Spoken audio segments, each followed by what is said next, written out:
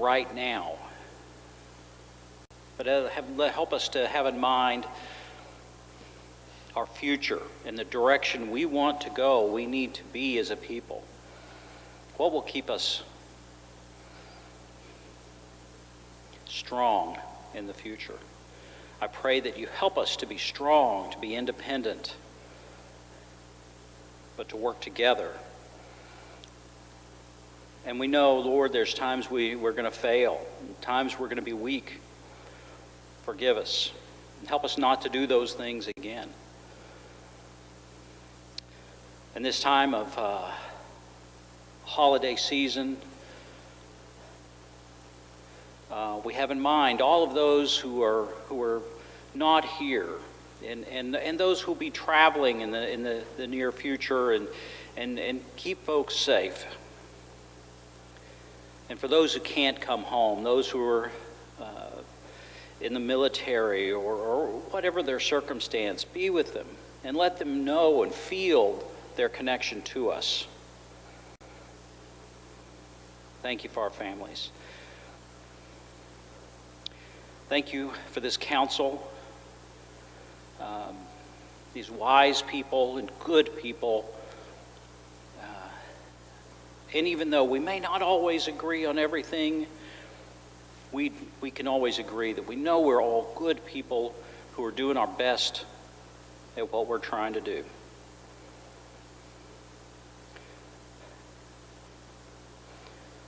Thank you, Lord. In Jesus' name, amen.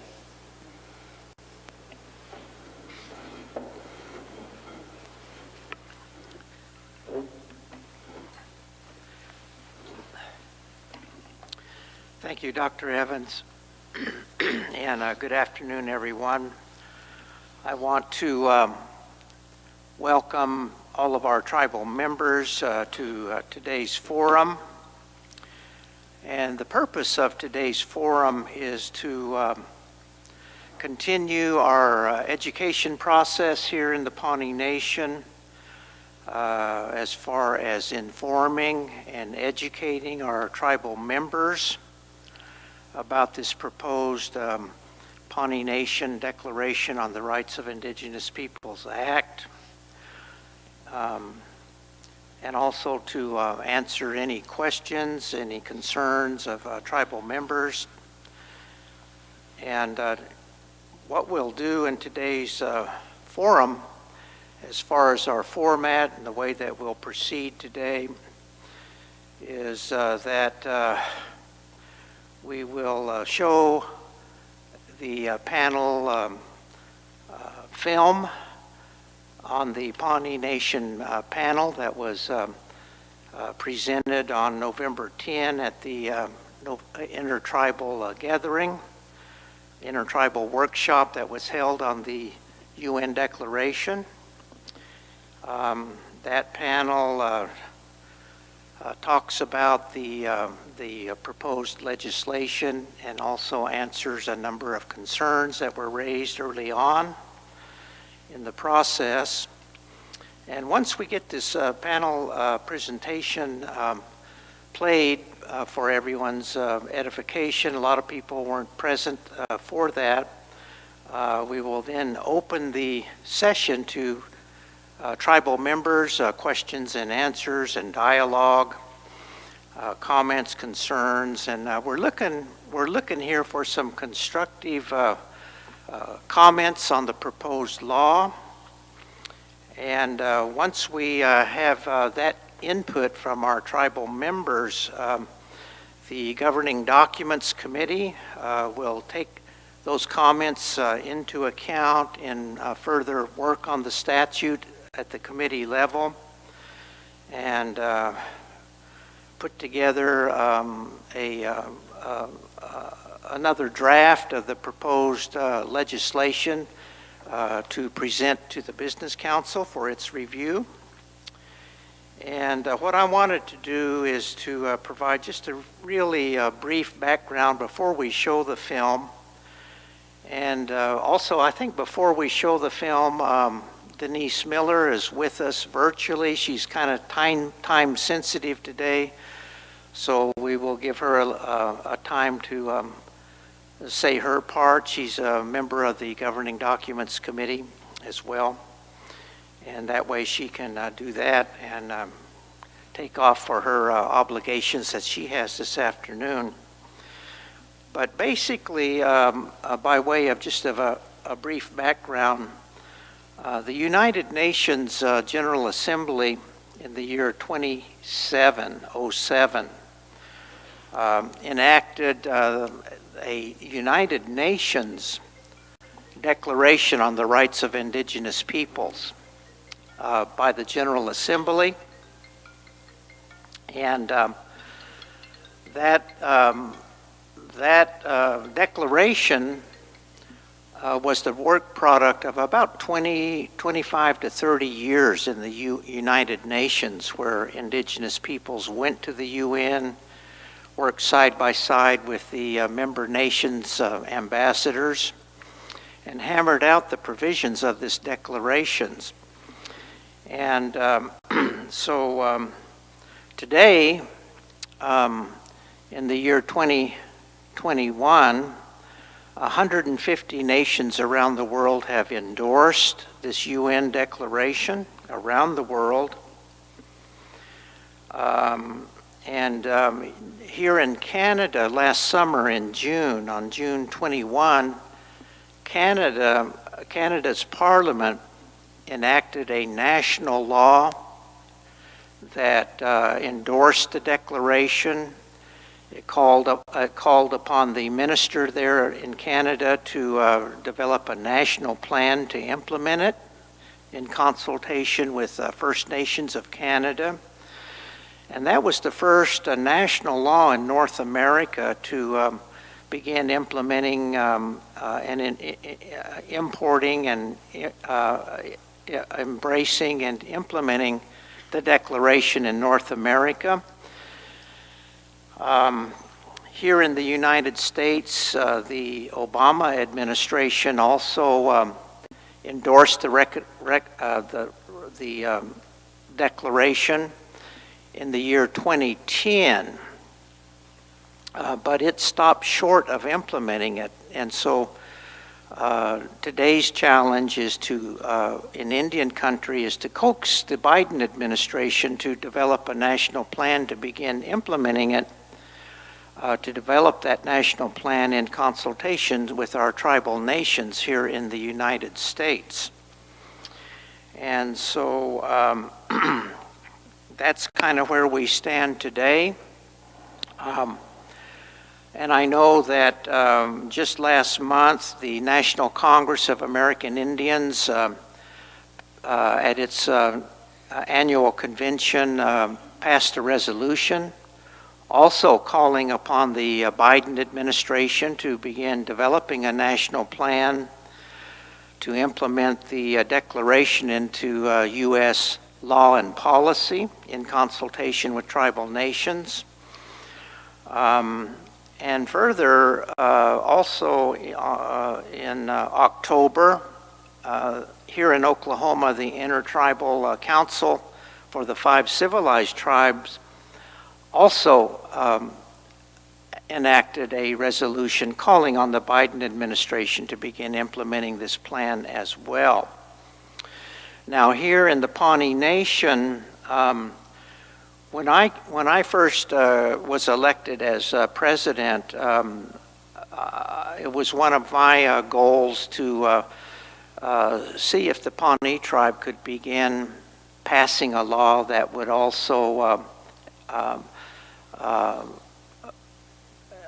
help implement the declaration here in the United States.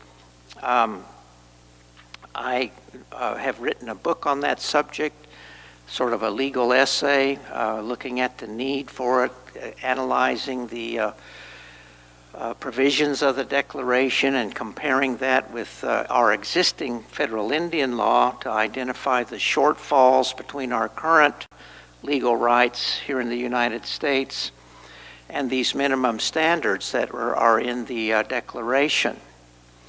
And I saw that many of our existing legal rights, as they're known and defined here in the United States, falls short of meeting these minimum standards that are laid out in the Declaration. I've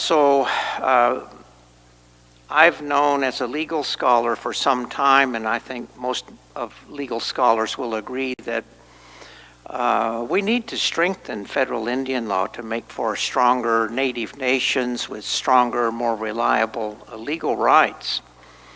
And this UN Declaration provides a pathway for doing that. And so the Governing Documents Committee has been reviewing and working on this declaration for, gosh, a number of months now.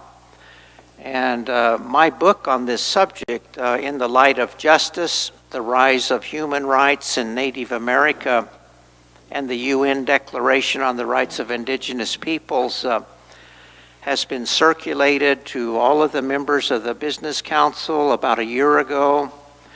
And this Governing Documents Committee has taken up the task of drafting some proposed tribal legislation to do that.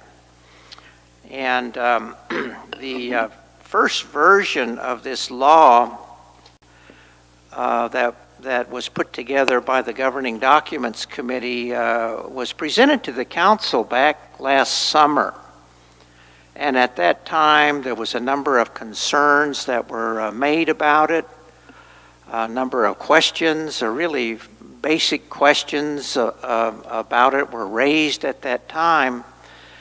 And so instead of enacting the law last summer, the Business Council tabled that law and sent it back to the Governing Documents Committee to do further work on it, to address the concerns that were raised at that time, and also wanted to take steps to begin educating and informing our tribal members about this declaration, the proposed Pawnee legislation, and what it did and didn't do. And so the Governing Documents Committee has taken up that task. They took that original law and revised it and revamped it in order to address the concerns that were expressed last summer, I think satisfactorily. And then we began working to begin educating our tribal members, because this is a new thing. This UN, United Nations Declaration and international human rights, and so there's a learning curve that all of us need to undertake to understand what we're doing here. And so the Governing Documents Committee began educating and informing our tribal members in a number of ways. First, they posted the new updated revised version of this proposed law on Facebook. We put together a briefing paper about it and posted it online. I see Angela Thompson is here, and Noah to you, who had raised a whole bunch of questions as well, and we tried to address all of those questions in that briefing paper. Then we held on November 10, we held a workshop, an intertribal workshop here in this very room, and brought in national law leaders who have worked on this declaration during the making of the declaration some 25 years ago. Have worked since then on it to make some presentations about it. We had a number of panels assembled all day and from about 9 o'clock to 4 or 5 o'clock in the afternoon. And I know that in the afternoon session, we had a panel on this proposed legislation that was presented. We had law students that made a presentation as well about the many uses of this declaration as a tool. And so we're following up on our education task here today with the Tribal Forum, especially for our tribal members to further try to inform about the proposed legislation. And so what we'll do at this point, as I say, is we will, before we open it up for tribal questions and dialogue, we want to replay this very informative panel. It's less than an hour in length, and so we'll play that first. But before we do, we wanted to change up our agenda just a little bit to accommodate tribal member Denise Miller. She had some remarks that she wanted to offer here at the forum today, and as I mentioned earlier, she's time sensitive, so we'll move her up, let her say what's on her mind. I know that she did post on the Pawnee Nation website a paper that talks about all of the many ways that this law, this proposed Pawnee Nation law, and the United Nations Declaration will benefit tribal members. And maybe she's going to elaborate on her paper a bit for us. It basically showed, it cited all of the law student panel, and it shows that if you drink water and you like clean, clear, good quality water for in your household, you're going to benefit from this law. If you are a parent, if you are a school teacher, if you are a student, if you are a gardener, you're going to receive benefits from these stronger legal rights that are in the offing here. And so there's a lot of benefits that are here. And this proposal, if it is enacted by the Business Council, this Business Council is all about strengthening our nation, and we work really hard to do that in all areas that we can.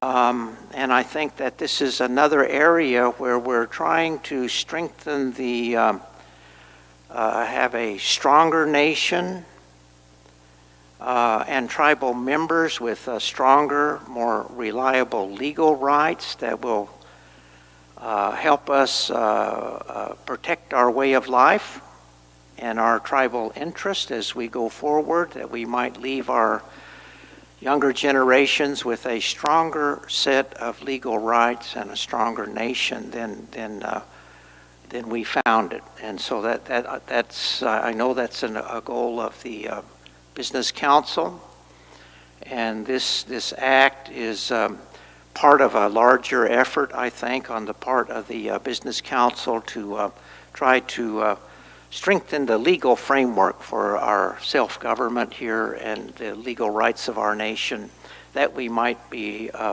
able to better represent our people in negotiating with federal agencies and have a stronger toolkit as far as a whole broad variety of indigenous rights, from our traditional religious practitioners to our schools, and just all the way across the board. And that's what we're all about today.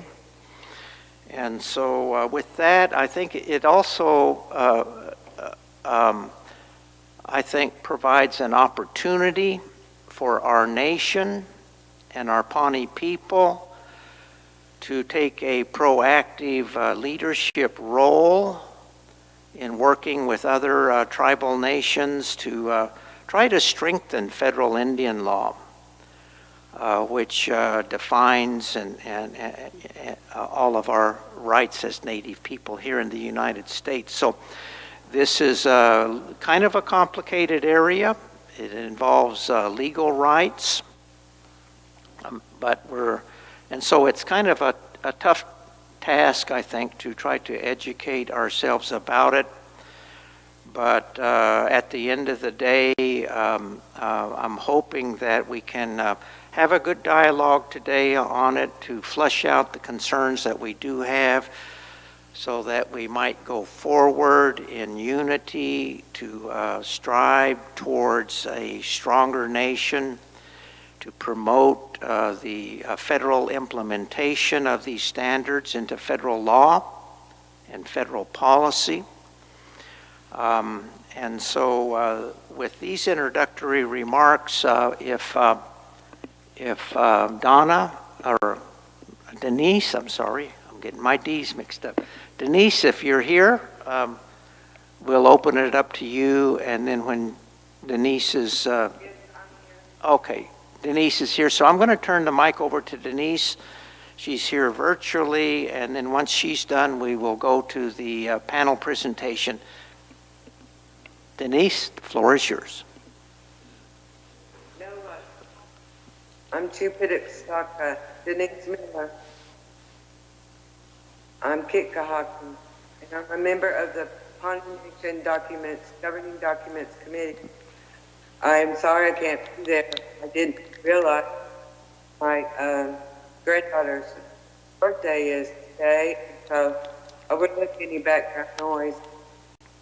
Am I on an echo? Can you hear me okay? You're sounding real well, Denise. Well, in spite of that, I wanted to share my thoughts. It's important. I think that's important for my granddaughter's future, our children's future. So I wanted to go ahead and share my thoughts on how tribal members will benefit if legal standards of the United Nations Declaration of Rights of Indigenous People, the UNDRIP, become federal law, as advocated by the proposed Pawnee Nation Declaration of Indigenous Rights Act. The well-being of the Pawnee Nation and its citizens depends on having strong, reliable legal rights. If the UNDRIP standards become federal law, Pawnee tribal members will have stronger legal rights and a stronger government for its people. Here are a few examples. At the recent UNDRIP workshop, law students presented their work on ways to use UNDRIP standards to strengthen Indigenous rights on a broad range of issues. These students' groundwork and research will pave the way for us to use the Declaration to strengthen our own legal rights and protect things that matter to us the most. Some of them their research were on Native American water rights. As you know, we all have an aquifer that we need to protect, and native plants, habitat, and holy places where our medicines grow, like for the Native American Church and our Pawnee Seed Preservation Society. And sacred site protection, like the Peyote Gardens or along the Rio Grande, and our Pawnee holy places in Nebraska. There's also research on intellectual property rights, which are vital for Pawnee Nation corn, our crops, and efforts of the Seed Preservation Society. Strengthening Indian child welfare protections, which is also very important to all our Pawnee people, families, and children. Educational rights for cultural appropriate education to prevent the genocide that took place in boarding schools from ever happening again. They also have research on the government-to-government consultation rights based upon the free, prior, and informed consent standards in Articles 18 and 19. The UNDRIP will empower our tribal government to better represent our people in consulting with federal agencies that will result in a stronger tribal government and a better way of life for all Pawnee people as federal programs, services, benefits, and protections are concerned. If you missed these law student presentations, you can view them on the Nation's Facebook page, hours 407 to 509. And secondly, under Articles 14 and 15 of UNDRIP, the Pawnee Nation and its citizens have the right to establish and control our own culturally appropriate educational system, performed in our own language, according to our own teaching methods. If this rights become part of federal law of the land, we could teach our own children their language, culture, and truth about our history. Stronger educational rights will protect our generation's cultural survival and sovereignty. Our children need to know who they are, what we have been given in our legacy, our heritage, and what rights our ancestors reserved in our treaties, none of which is taught in public schools. These are educational aspirations we have for a charter school for our children. Thirdly, the Pawnee land, natural resource and habitat rights have reinforced protections in Articles 20, 24 to 26, 29, and 32 of the Declaration, United Nations Declaration. We need stronger legal protections for the environment in our homeland, in Pawnee, for our aquifer, and Payne counties. For example, in October of 2020, the Trump administration's EPA granted the state of Oklahoma the right to administer about 25 EPA environmental programs in parts of Indian country across the state. This was under Senator Inhofe's rider to the SAFTA Act, the Safe, Accountable, Flexible, Efficient Transportation Equity Act of 2005. This decision was made without adequate consultation with the nation. It violated our sovereignty and impinged on tribal environmental regulatory programs. In addition, the EPA asserted that its decision and the SAFTA rider abrogated Pawnee treaties. The Pawnee Nation is now in federal court to challenge that decision and in negotiations with the Biden EPA to mitigate adverse impacts of this upon our nation. However, none of these violations would have been permitted if the UNDRIP standards were the law of the land. Fourth, under Article 39 of UNDRIP, the Pawnee Nation and its citizens have rights to protect intellectual property rights, including seeds, medicines, language, ceremonies, images, and traditional knowledge.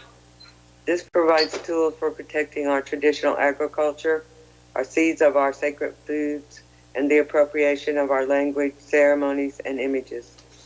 And lastly, the UNDRIP protects Pawnee treaties and agreements as inherent human rights, whereas under existing federal law, those treaties and agreements can be violated by the United States at will with impunity, as seen in the EPA decision discussed above.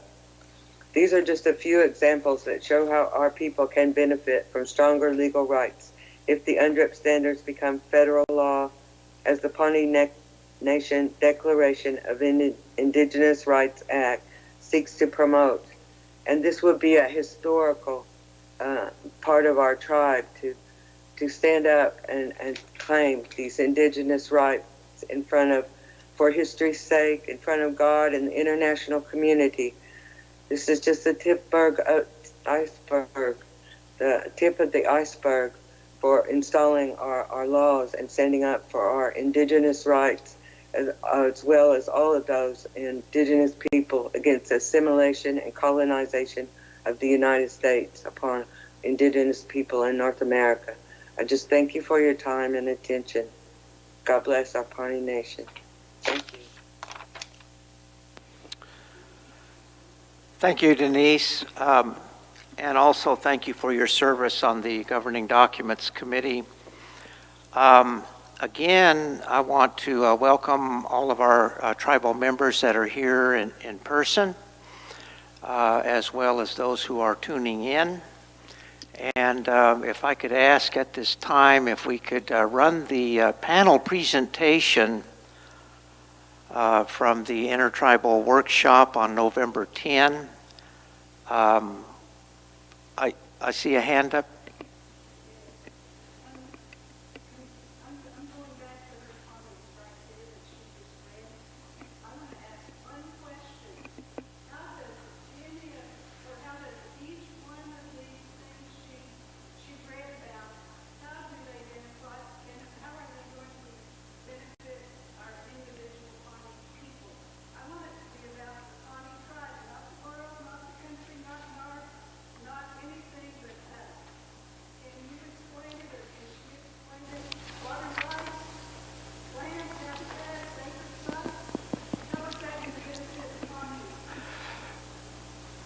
The members of the Native American Church.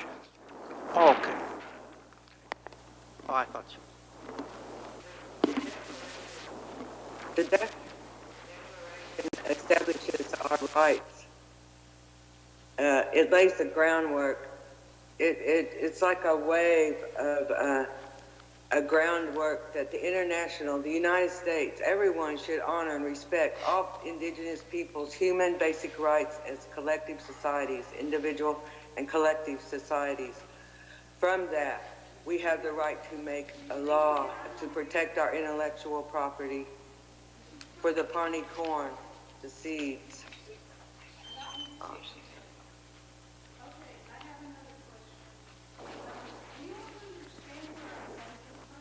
I just want to know how this is going to benefit us here in our little old, in fact, Bunky, you have called us a small, pitiful tribe. Why do we want to take that big step? I do not think we're ready for it. I see a lot of problems and concerns and I don't even have to go out and talk to people.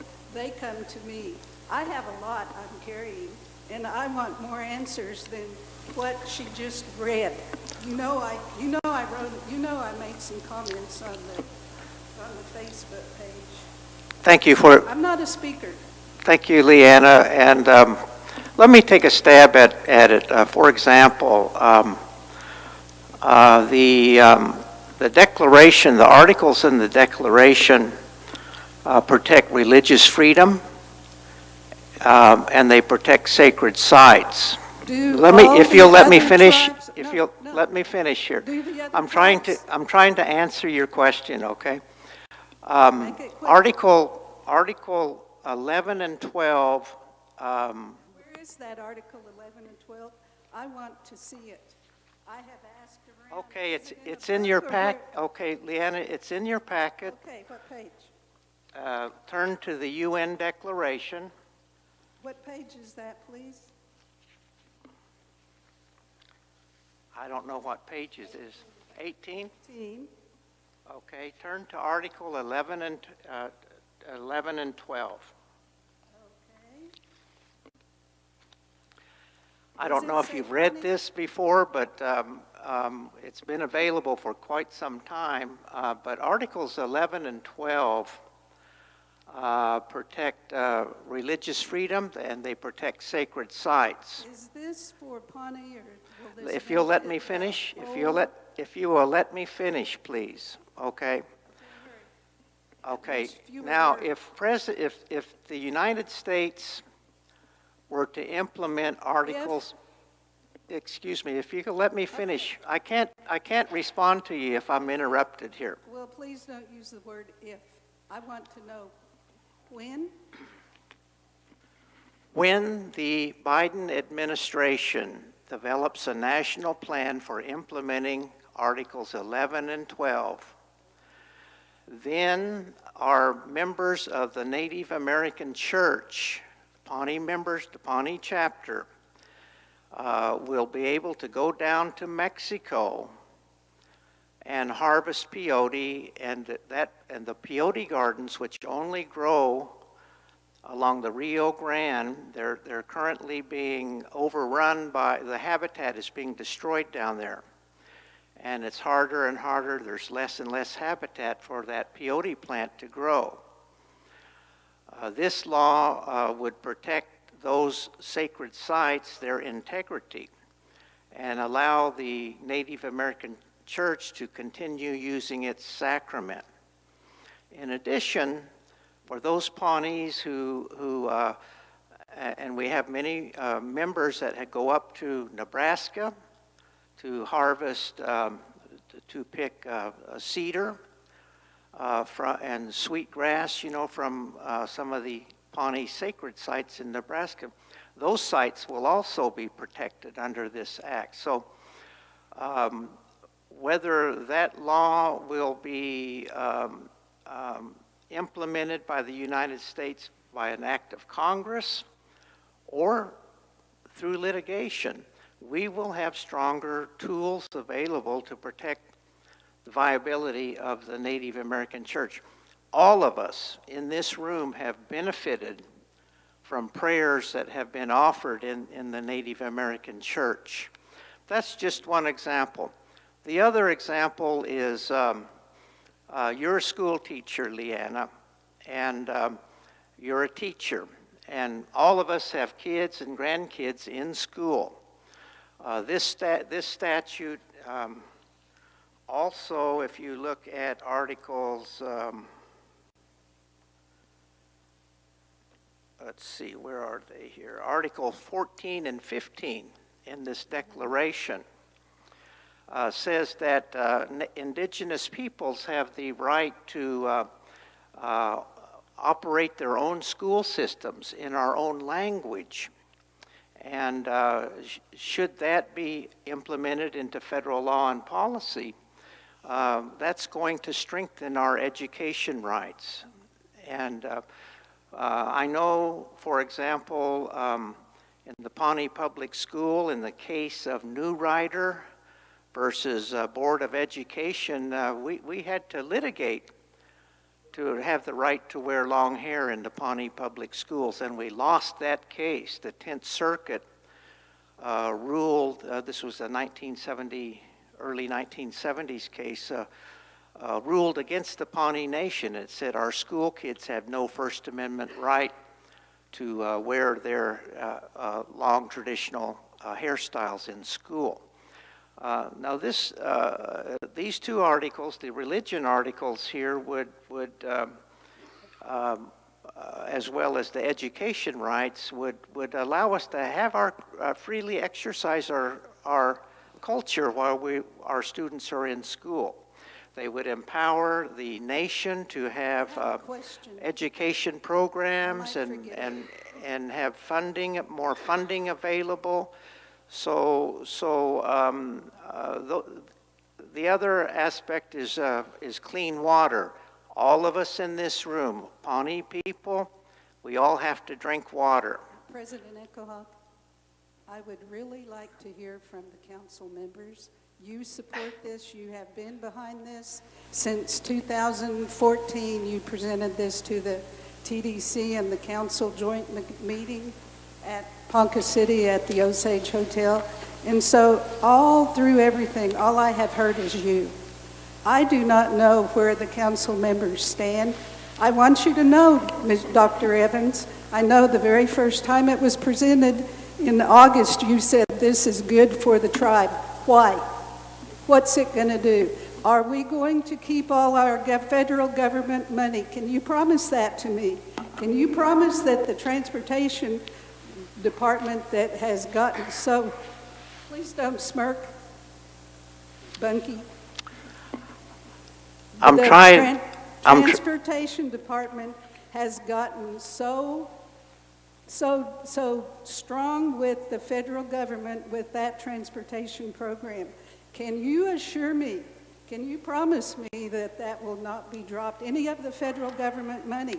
President Echohawk, what other tribes have done this that we can talk to? And not just, not endorsing a part of these articles, but I believe you all have talked about implementing every bit of it. And all you've talked about are 4 articles. How many articles are there, Vice President?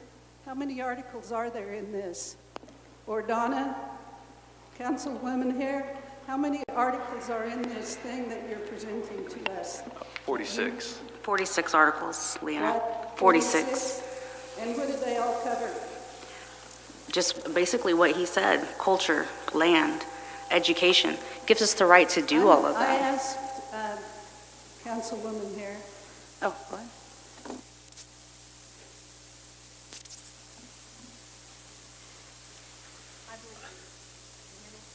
I believe that it's a way to build our foundation, and that it concerns me that there's so much opposition against it, so that makes me want to find out why. And so the questions you're asking right now helps, to find out why they're You so... should follow me around because people are asking me, and I do not know the answers. I just show them the facts, and I pulled up documentation. I have really not seen any documentation, Dr. Evans. Can you show me some? I want to finish answering too, is that I don't think we can really get trapped in federalism, in looking at that model. I What think is federalism? is in the federal system that's set up, you know? So this is bigger, and I support it. So, so you do not believe we will lose anything if we, okay, can you explain to me, I'm trying to. You're doing good. You're doing good. Explain to me, Councilwoman Butler. Okay, let me think. Okay. In your words, can you explain how we truly will benefit and that because the first question when we talk about it is, will we be getting the funding? Everybody wants to know if we sign, okay, will we, if you all approve this, because this is in your hands, you will be responsible for the future. I don't see the future like you all do. You're going to have to convince me. So this is in your hands, and if you sign it off and give us to the United Nations, does that mean we will be taken out from under the United States government? Cynthia? No, it does not. Cynthia? It does not. The UN declaration, the UN were the ones who drafted this declaration, and we will have no part in the UN specifically. Okay. What governing documents wanted to do was provide our own act of how we would implement this. We're still in the planning stages of that. We haven't even taken that to council yet. So that's why we're having the forum, so that we can get these concerns and we can go through and implement this stuff, or we can rewrite this. You know, to me, that's what we come to the people for. Okay, that's one more. You brought up a word that popped in my head. At the last meeting, President Ecolog and all the NARC people, it was several talked about endorsement of the UN DRIP, but I heard no one talk about implement except the Pawnee Nation. Does that mean we will be the only one and first one in the country to do that? And I don't want to hear about all this. I just want to know yes or no, and a simple explanation. We will be among the first. There are, if you'll let me finish, the Seminole Nation of Oklahoma passed a law in 2010, Pitt River Tribe in 2012. Okay, wait a minute. Cherokee Nation. Where does it say implement? Cherokee Nation, 2014, Gila River, 28, Muskogee Creek Nation in 2016, Navajo I have Nation, read Human that, Rights I have Commission. seen the book, so I really don't need to hear about them. Because the difference is, you're showing me 46 different articles. Does that mean we will be implementing all 46? And did those other tribes implement all 46, or which ones did they implement? Each of the tribes, like the Muskogee Creek Nation, implemented all of them. They endorsed the entire, imported it into their Muskogee Creek. They implemented it was a whole-scale implementation. Other tribes have different statutes, and basically what our nation would do is we establish a policy that going forward with any new laws and regulations that we're not going to trample on anyone's human rights that are laid out in this declaration. And then we ask for a one-year study on behalf of the Governing Documents Committee in consultation with Attorney General to review all existing laws to make sure that none of our prior laws have done that. And then after a one-year study, the Governing Documents Committee is going to report back to the council recommendations for possible legislation. All it is an unenforceable policy, doesn't change any of our treaties, our constitution, our form of government. very similar to the American Indian Religious Freedom Act policy, which really did the same thing on the level of Congress. The courts have held that was unenforceable. It just laid out a policy. And similarly, that's all we're doing here. We're doing a policy not to violate anybody's human or indigenous rights that are laid out in this declaration. And because the nation has no history of violating anybody's human rights, we don't expect to be, there's going to be much change, if any at all, in our policy. The primary thrust of this law is to call upon the federal government to develop a national plan to implement it. And it's basically for our internal laws, it's symbolic in nature. It just shows we don't want to violate anybody's human rights. But the thrust of the law is to ask the federal government, the Biden administration, to implement it into federal law and policy. And I think we have to look back as an example to try to respond to your earlier question, when we're going to get all of these benefits, In 1970, President Nixon announced the Indian Self-Determination Act policy. And all it was, Leanna, was a policy. In other words, it had no teeth in it, and it remained to be implemented. And it took basically 2 generations of work by tribal leaders, tribal members, tribal attorneys to try to implement that self-determination policy. So now, 2 generations later, that policy's been implemented through legislation, through litigation, through agency rules and regulations, and we've witnessed the rise of modern Indian nations. Is there a problem with me that I don't understand what you're talking about? I can't answer that. You've got to get down to the bottom of it. None of the legal. It's not an automatic overnight thing. This is a law change. It's a change. It's an effort, Leanna, to strengthen federal Indian law is what it is. So you'll see the benefits down the road. It's not going to be overnight. You won't get a check in the mail tomorrow morning. I'm not asking for something But- like that. I don't think this is funny. But- Please.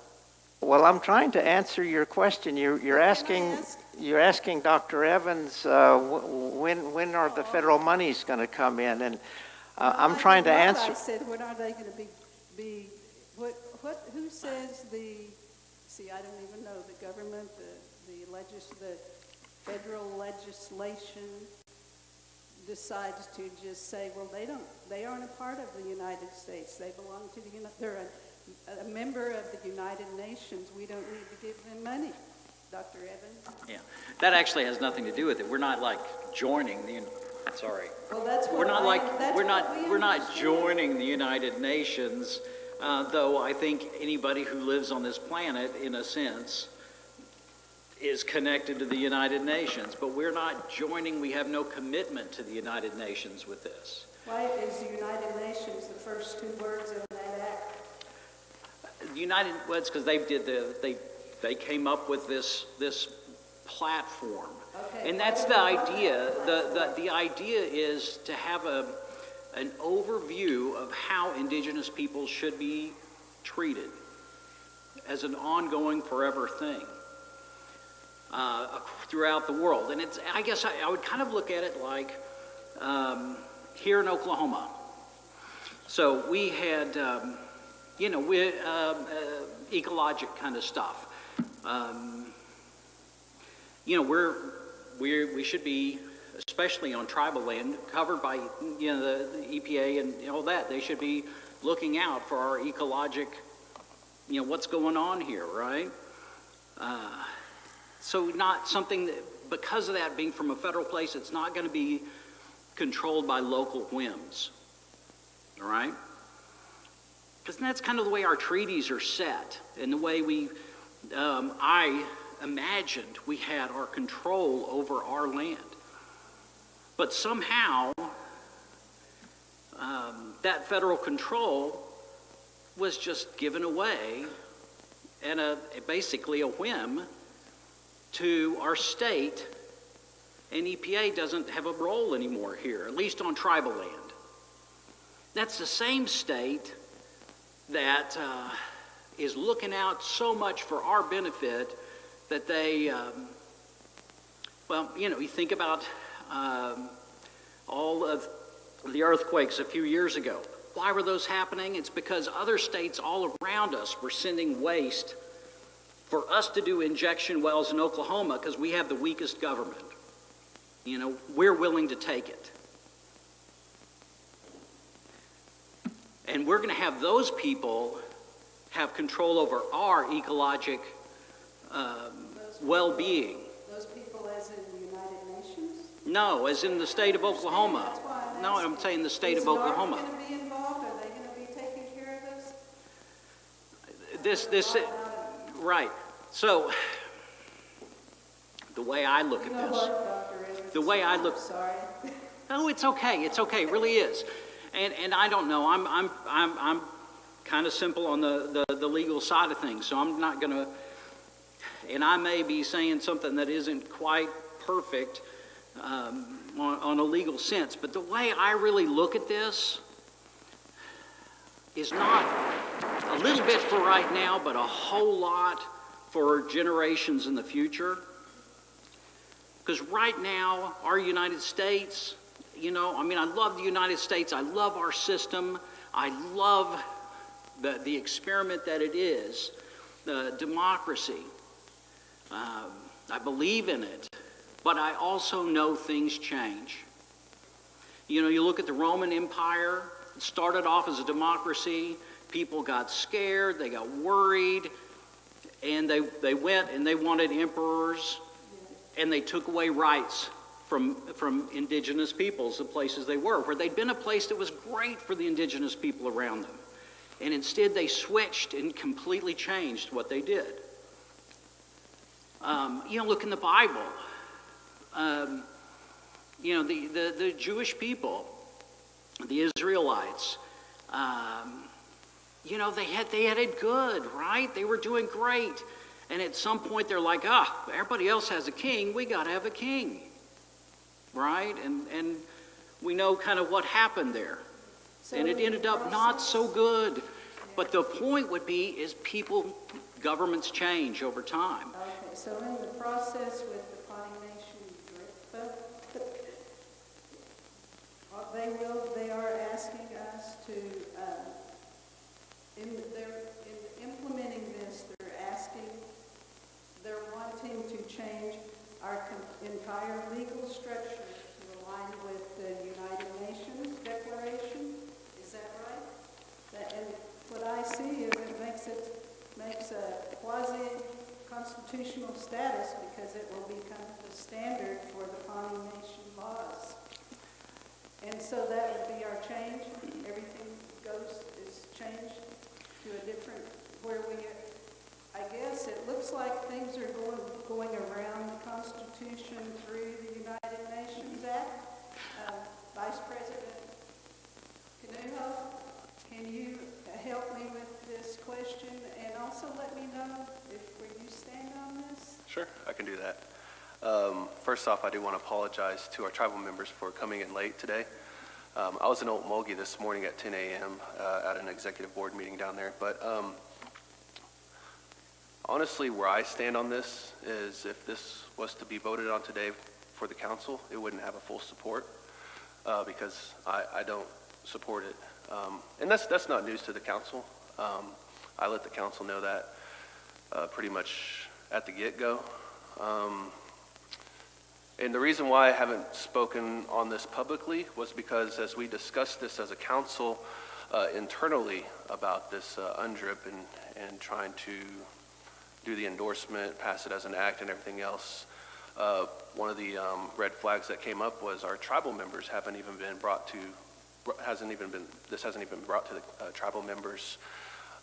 What does our Nasharo Council think about this? You know, our traditional leaders and those kinds of things. And so out of our discussion early on, it was discussed to have what happened with the workshop about a month ago that was going to be something that was going to be done in this public forum to just basically educate the Pawnee Nation and really just hear from the Pawnee people. And so I didn't want to speak prematurely publicly about where I stood on it. If anyone came to me and asked me personally, I did tell them where I stood on it. I did receive emails, and I responded to those emails to where I stood with it. To me, I share the same kind of concerns that you also share with that as well. One of the things that the President had mentioned this morning is it's symbolic. To me, an act is once it's passed, it's law. It's a tribal law, and to me, you can't use a law as some type of symbolism. It's a law. You can't. I mean, at that point, it's what we go with. That's it. I get the fact of human rights. I get the understanding of our rights. I understand that. I understand our religious rights. I understand the rights that we have as Native people as well. To me, I think that we have some rights that are given to us that we just are able to go ahead and stand upon already, and everything else. I still haven't been convinced that this is going to be something good for us, because you're right. I mean, I look down to the future and everything else, how this will affect us, how this will pertain to us and everything else. And if that's all it really to me is just to pass it, just so that we can put that to the federal government and say, look, we're putting this into our law, so we would like for you to put it into your law. To me, I don't think that's a strong enough argument for me to just go along with it and say that that's good enough for us to go ahead and do, and now we have to bear that with the Pawnee Nation. I look at my term in office as vice president. I finished the term, my predecessor's term last time, and I ran for re-election with the mindset of this is just the term that I want to serve, but at the same time thinking of future councilmen, future vice presidents on down, and what they'll have to navigate through this as well. Because at the end of the day, that's what we have to keep in mind, is not just here presently, but also too what they'll have to navigate, what we pass as far as tribal law is concerned. And so, to me, I didn't feel like putting that burden upon them would be something fair on their aspect of having to understand UNDRIP, the United Nations Declaration on the Rights of Indigenous People, and the 46 articles within that declaration. I, to me, feel that is going to be cumbersome upon them to do. And then at the same time having to understand the Pawnee Nation's Declaration on the Rights of Indigenous Peoples and how that's to be implemented as tribal law, because it will be tribal law at that point. I just look at it as the point of how would I have, if I came into office and I had to deal with that in my term and everything else as we go through and present laws or present policies and those sorts of things, how I would have to take that through the lens of this declaration. And so currently that's where I stand. And as I said, I mean, if it was to be voted on today, it wouldn't be voted on with the full support of the council, because I to this point even still, I just can't support that with the conscience of knowing that everything that's been talked about in the workshop and just what we've heard briefly this morning or this afternoon as well is going to really be something that our Pawnee people are going to really benefit from and everything else. And talking to the people, that's the biggest thing, talking to the Pawnee people and getting from them what they think. A lot of people, if you ask them what the UNDRIP is, they won't know what it is. They don't follow that. They don't. Our people, we're concerned more about what's going on with our community. We're concerned about how are we taking care of our elders? How are we taking care of our tribal members here now, and those kinds of things, and what are we trying to do to support things down the road as well, economically and things like that. So again, that's where I stand on it. I don't know if I answered your question, but hopefully I was able to at least let you know where I stand on that, and the rest of our tribal members and maybe those who are watching as well virtually, where I stand. Thank you very much. Thank you. Angela. Hello, President Eckelhawk and Council Noah. I sent you all email, most of you all, and I talked to some on the phone. But a lot of the concerns were brought to my attention as well. That's why I sent the email. And thank you to the ones who have responded and who reached out to me I know Dr. Evans, you wanted to call, and I hadn't had the opportunity to call you back.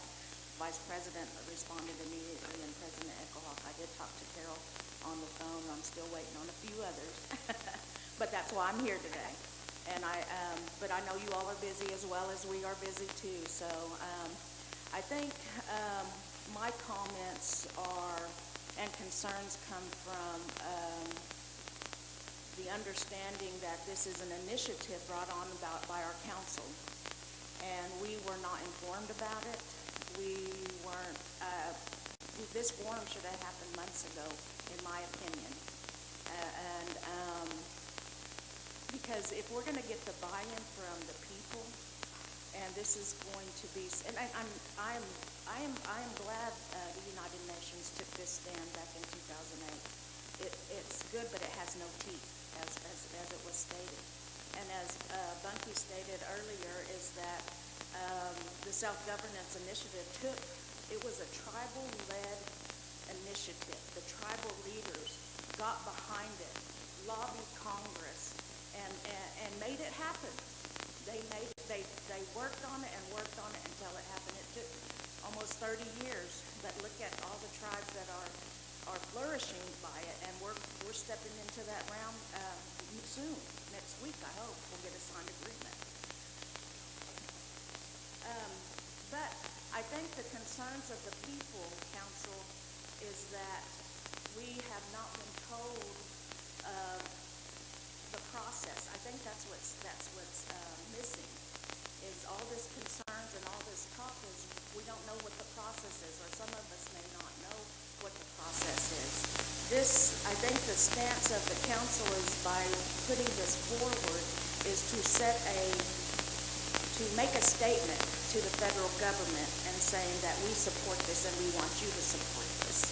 However, we have so many issues going on locally that my concern is that our efforts towards this type of initiative should be focused on our local issues. We have people that have substance abuse issues, mental health issues. They cannot even get into a facility. We have people in jails that are having mental health issues. And I know you all are working on the facility, and I'm grateful, and I hope that comes to fruition soon, because our people need it. There is a huge need. But so I guess to bring it back is that, are we really focusing on something that there's a bigger picture to it? This is going to take a congressional action. Yeah. Congress is going to have to change to get behind this and implement it and put teeth. What I mean by teeth is by putting some penalties behind it if it is violated. And so with that being said, I think the council would we would want to hear what that overlying process is. What are your strategies for implementing this? Are you going to approach all the other 38 tribes, all the 568 tribes nationally? Are you going to go into Self-Governance Advisory Council and get their bid behind it? Those are strong technical work groups and tribal leaders that push initiatives and that have lobbying dollars to go up there. I don't see the Pawnee tribe having the lobbying dollars, and I know my main concern was the cost of implementing this. Yeah. And I know that right now there's no cost directly in regard to a budget, but there is cost. There's your time, there's the AG's time, there's the governing doc's time, there's going to be travel associated with this. If you all believe in this and you want this passed, you're going to have to lobby Congress. You're going to have to go to D.C. and walk those halls and meet with your congressional representatives, because most of the time they're not here. You can do it by phone call, but as you all know, the tribes don't get things passed just by doing phone calls. It's actual legwork going up and down those halls, meeting with your congressional representatives and fighting. But the bigger thing is our own senator, Inhofe, passed that midnight rider. You know, we need to focus on getting our people out there and voting. And voting some of these people that are representatives that are not representing the tribes here in Oklahoma. You know, they vote for things that go against the tribes here, but our people aren't voting.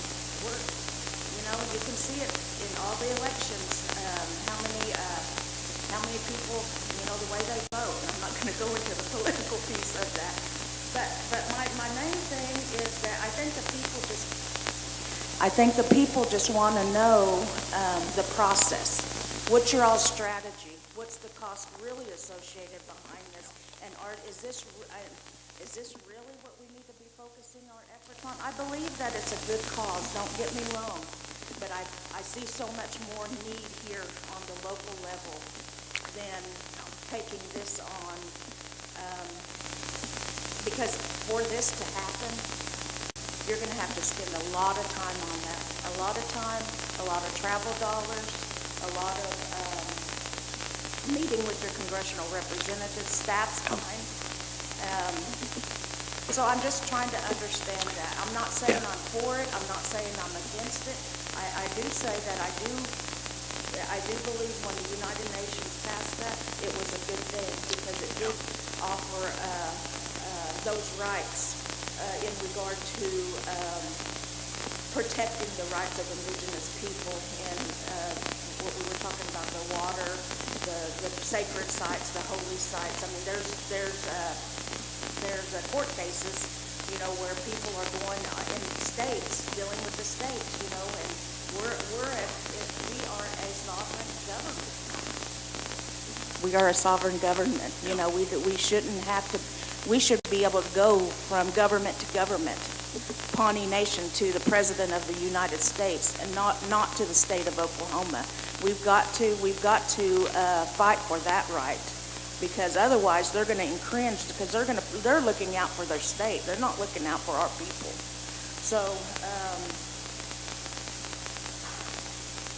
I think that's all the points I wanted to have. But I think what we need to know more is what your strategy is and what the process is. Thank you for your time.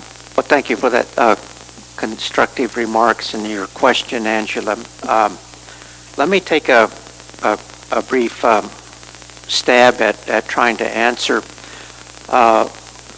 This act really does cost no additional cost to the nation.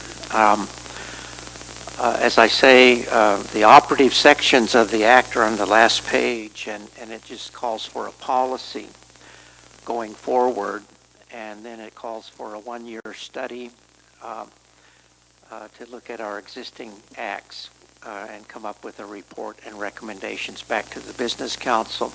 That too will cost no additional expense because it's volunteer work. This committee is all volunteers. Attorney General is paid at a set rate. Whether he does this or not is not going to affect that at all. So there's no additional cost. Now, as to a national campaign to implement the law, I think if we do our part by putting this law into place, we're not being asked by this statute to go out and change the world. All we're trying to do is take care and do our part here at home, because it will benefit. At the end of the day, it will benefit our nation. It'll be a stronger nation, and we'll enjoy stronger legal rights. There is a national project that was created to implement this in Indian country. It's led by the Native American Rights Fund and the Colorado University School of Law out of Boulder. And they are tasked with coordinating a national effort to get this implemented, and they're working with NCAI, who's passed a resolution. And so there will probably come a time where, we might do some lobbying down the road, but the heavy lifting will be done by this national project. And it will have to entail support by all of the tribes, because if Indian country doesn't come together and work to get this implemented, nobody else is. You know, the ball is sort of in our court. And so, and by the same token, you know, I know we're busy right now addressing the needs of the nation, and we've got a lot of needs, and we're working really hard to address them. This is not going to detract from that effort, which is our priority, but it will do our part, and to I think in the long term it will strengthen our rights, and we will have a stronger nation. That's about all I can tell you, but I wouldn't be concerned. I know that we're busy addressing local issues. It was the same thing in 1988, 89, when our tribal leaders back then were doing the same thing we are. You know, they were governing, but they took the time to advocate for the passage of state laws and federal laws on repatriation and reburial, because it affected us and our interests. And all of our elders and our tribal leaders back then, they added to their plate that task to get laws passed in Kansas and laws passed in Nebraska and on the federal level, and did their work at home at the same time. We can do the same thing here. I think our challenge, and they got better laws. They strengthened it. They resolved our concerns that we had about our ancestors, you know. And so this is a similar kind of a challenge. So sometimes there comes a time in the course of each nation where you have to uplift your vision to look at the bigger picture, you know, especially when opportunities, big issues come across, or opportunities come. And this is one of those times, you know. I think we are able to benefit from this UN declaration if we reach out and grasp for that opportunity. And I think I'm just simply advocating that we do our part as the Pawnee Nation. And then if others do their part. And so that's all we're trying to do. We're not trying to change the world. We're trying to strengthen the rights of the Pawnee Nation, our indigenous rights for our members, and have a stronger nation at the end of the day. By passing this, it's a real innocuous legislation. It creates internally an unenforceable policy. And to that extent, it is somewhat symbolic, but it sends a message. It sends a message, you know, for social and change and law reform, which is direly needed. And we saw that last year in 2020 and the safety decision under the Inhofe rider, which EPA said abrogated our treaties and it tread on our sovereignty. And if these kinds of protections were in place, that could not have happened, you know. And so it's a glaring example. It should be a red flag to everyone of the need to strengthen our rights. And so therefore, during my short tenure on this body here, I'm calling on all tribal members to take a stand on this. So let's do our part and let the other nations do their part. We do have a national project that can carry the heavy lifting, carry this to Congress. But if we don't do it, no one else is going to do it either. And if our people are unwilling to at least do that much, how can we possibly expect any other jurisdiction to embrace this if we don't? You know, and so, and I know that you know that Native rights are never, ever freely given. You have to struggle for them and work hard to obtain them, and then you have to vigilantly protect them. They're never handed on a plate a silver platter, especially when we say to ourselves, we don't want them. We don't want to do it, you know. So we have to do our part if we want to benefit from this. And I don't think it's asking a lot. We have revised it to address a lot of the concerns. We're not changing our Constitution. We're not changing our treaties. We're not changing our form of government. But we're trying to work to strengthen our nation and indigenous rights. And so trying just to put that in perspective, you know, and it's not going to cause us any financial woes or detract our attention from addressing our local issues, you know. But it is a part of, I think, strengthening our government. So Thank you for those remarks, President Echohawk. Just as a follow-up, you had stated that the policy, if this is adopted by the council, it will require a one-year study to look and review over existing acts. That's the part, I guess, that is, maybe if you could speak a little bit more on Sure. that, because why are we having to go and review existing acts as a part of this study by adopting this resolution in support of this act, in support of the rights of indigenous people? Are you, and right now, as I read it, there's really, it's just it's more of a explanation or a briefing paper. The way I read this, it's not really, there's not really any policy other than, I guess I'm trying to understand what the policy would be and then the other concern is reviewing those existing acts to align with what?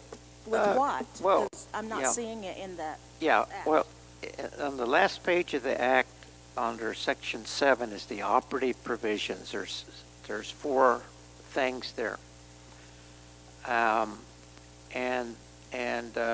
Basically it establishes a policy for perspective going forward, that we're going to be sure that we don't violate any indigenous rights in our future laws and policies. That's the first item. The second item is this one-year study. And I guess we could dispense with that if push comes to shove, because as I say, we have no history here of treading upon indigenous rights here at the Pawnee Nation. But just to be sure, we wanted to we would put this back on this one-year study on the plate of the Governing Documents Committee to review our existing statutes, just to make sure there's nothing in our HR policies or other laws that we have on the books that would violate indigenous rights as laid out in the UN Declaration. I would be surprised if there were anything, because as I say, we're not in the business of violating anybody's human rights, but just to be sure, we want to take a look. We'll want to take a review.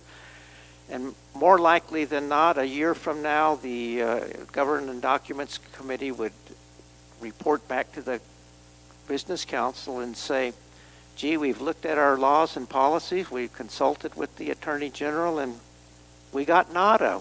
None of our laws violate anybody's indigenous rights here. Or we could say, well, we've identified 1 or 2 areas where we may be inadvertently doing that, and here's some recommendations. Whether or not the council takes those recommendations or not, it's up to the council at that point, you know. But in the meantime, in the last provision is the savings provision, and it makes crystal clear that nothing in this act abrogates any treaties, our Constitution, et cetera, et cetera. So it's a pretty innocuous thing. I suppose we could dispense with the one-year study if need be, just on the idea that we've not had any complaints about violating any indigenous rights. And maybe there's no need to do a one-year study for our past efforts. And so, but it's sort of, it's shorter than like what Canada did. They embraced the entire declaration and imported it into their law, making it the law of Canada. We're stopping short of doing that. We're just saying we have a policy here. And God forbid that we would want to violate anybody's indigenous rights that are laid out in this declaration, because we're simply not in the business of doing that. So anyway, I don't know if that's answered your question, but I don't, again, I hold my view here that this isn't going to cost us another dime, but it's conceivable, though. You do have a point. I could see Donna Hare as the chair of our Intergovernmental Affairs, or possibly the president, offering some testimony in Congress at some point down the road if there's any legislation. But right now, we don't really see anything, and I think that's a way off. This could be the work of a whole generation. I mean, it took 2 generations to implement the Indian Self-Determination Act. A lot of work by a whole race of people, and this could conceivably be the same thing. Even on the NAGPRA law, we're still implementing it to this very day. But that's kind of beyond what we're envisioning at this point. But it's got to begin somewhere. Carol? Oh, Carol, before you ask your question, I was going to ask the president one question real quick. I'm sorry. President, you use policy quite a bit when this act, it's an act is what is being presented. When the act, if the act is passed and you sign it as the president, wouldn't that be law? Well, if you read the operative sections of the act, it basically, what the act does is it establishes the policy. It's the last page of the act under section, I don't know what the page number is, but it's the Pawnee Nation Declaration on the Rights of Indigenous Peoples Act, and it's the last page, section 7, paragraph 1. But, and what it's basically the operative section, and the act would establish a policy. but it would still be law. An act that's passed is a law, correct? Well, the act is, it's an act Okay. to establish a policy. So it is a law. Well, yeah. Yeah. Okay, Okay. it's a law. I just wanted to. It's a law. But keep all hearing it does, policy, it's but a I wanted law to that clarify that. establishes a policy. It'd be law, but okay. But it's a law. Noah, can I speak now? Right. That's all right. I just got to say, Jordan, that was my question. We're on the same wavelength. But first, Sorry about that. No, let me thank the council for holding this forum. Can you hear me okay? Okay. Thank you for your time that you put into this. Thank you for your service to the people. I've sat where you sat, and it's a real commitment to do what you all do, and I appreciate each and every one of you. I guess my concern was that the Pawnee Business Council currently holds the authority through Constitution to just pass this. If you pass it, it's law. There is one phrase in here that I am concerned about that may set a precedent that I don't think is supported by constitutional authority, and that is oh goodness, I hope I don't step into a political landmine here, because first of all, let me say, I have every great respect for the Estado Council. They have been a stronghold in our tribe for a number of years, and I thank each one of them that are serving. I know they have the culture of our tribe and the betterment of our people in their mind.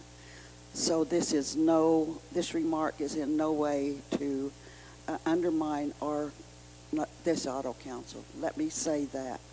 What I'm concerned about is that there's a provision in this law, which will become law after you all pass it, that says it will not become law until it is approved by the DeSoto Council. I, as a tribal member, do not believe that that is a constitutional authority. I believe that, and I know this is off the subject of UNDRIP, but my concern is that if you all sign this, regardless of if the National Council signs it anyway, it becomes law. Will that set a precedent for future laws? I think this needs to be studied out. And Cynthia, thank you for raising the point earlier that you're here to listen to our concerns. This is a major one. Very much so, and that's a good question too. President Whiteshirt requested an Attorney General opinion on the powers of the Nashero Council under the Constitution. And so the Attorney General reviewed the Constitution and looked at the review powers of the Nashero Council and identified areas where their review would be, or they have the power to disapprove a statute, an act of the Business Council that affects a treaty right. And so because this would conceivably strengthen our treaty rights, because it would say that under the Declaration, it says that treaties and agreements with Indian nations need to be followed and protected by nation states. And so for that reason, and also it deals with, the environmental integrity and ownership of traditional lands and that sort of thing, conceivably could fall within the review powers of the Nashero Council under the existing Constitution. So that's the origin of that section there, because this is that declaration is a large scope. It involves protection of lands, habitats, and treaty rights, as well as agreements. And so out of an abundance of caution, I think the thinking of the Governing Documents Committee is, given the broad scope of the rights that are protected here, that we ought to ask the Nashero Council to make sure they're on board with this, because it does affect their review powers under the Constitution. And that's kind of the background on that. Not all of our acts of the Business Council are subject to Nashero review under the Constitution, but this is sort of in a gray area, so we wanted to be sure that they had that opportunity to review it. Two of the chiefs do sit on the Governing Documents Committee, Chief Reed and Chief Canuho. And so anyway. Okay, let me respond to that. I appreciate the background and, where you're coming from on that, and providing some information in terms of how this came about and that sort of thing. It's always been my opinion, I've always been of the opinion in my professional work that we may ask an attorney, even the Attorney General of the council, for an opinion, but when we get that opinion, it is an opinion. Yeah. It is up to you, each one of you, as lawmakers, to determine if you believe that opinion. In my estimation, I do not agree with that. I don't think that the Constitution provides that authority, and I stand on the history of this great Pawnee nation and all of our leaders that have acted in the past, that have sat where you sat and interpreted the Constitution not to seek an additional signature from another council. It does say, right or wrong, whether you believe in this aspect or not of a supreme governing body, that is how our Constitution reads. The Pawnee Business Council is the supreme governing body of the Pawnee tribe. That means that you all are the lawmakers. You pass a law, it's law. Now, think about all of our history, all of the DeSoto Council members, all of those elders way back in the day that sat on since we passed this Constitution, sat on that council. All of the Pawnee Business Council members that sat in your seat, none of them raised this. So based on all that history, based on all that historical knowledge of our past leaders on both councils, I think we're interpreting it wrong. Now, if you want to take it to the people and ask them if they want to change it, that's different, because it is the people that sets that Constitution in place that you all as leaders are bound to follow. But it must come from the people. And there is a genuine disagreement here between folks. So I say, please, as you, Governing Docs Committee, look at this. Please take those comments into consideration. But thank you, Carol. You're welcome. And they will, in fact, Cynthia was just saying earlier, we should probably strike that provision. So we will definitely appreciate your remarks there and take that into consideration when it goes back to the committee. President. And that did kind of open a can of worms a little bit, because we've been grappling as a council with how to best implement that Attorney General opinion, and I think we've left it. We're going to at some point have a joint meeting with the Cheryl Council and see how we can best do it. I mean, the ball may be in their court. If they think they have review power, then they could exercise it. But anyway, we're trying to grapple with that as one of our issues. Oh, President, I'd like to comment on that, just to give you my view on that as well. I'm kind of the same opinion about what you were expressing with that opinion, with the Attorney General's opinion. To me, the Constitution, as you expressed, has been used by many councils before us, and to me, the way that I read the Constitution, one of the first things is then the provision of the Constitution is our secretary is required by Constitution to attend those Nasharo Council meetings. That's a constitutional provision that our secretary is bound to uphold. And I believe as the framers of our Constitution put that in there, was in the mindset of the secretary of the Pawnee Business Council needs to know and be apprised of every single business aspect that and governmental aspect that we're discussing and what we're approving, so that, in my opinion, he can report that to the Nasharo Council. Within the Constitution, it gives the provision for the Nasharo Council to review any of those acts that may have the issue with treaty rights and those things and such.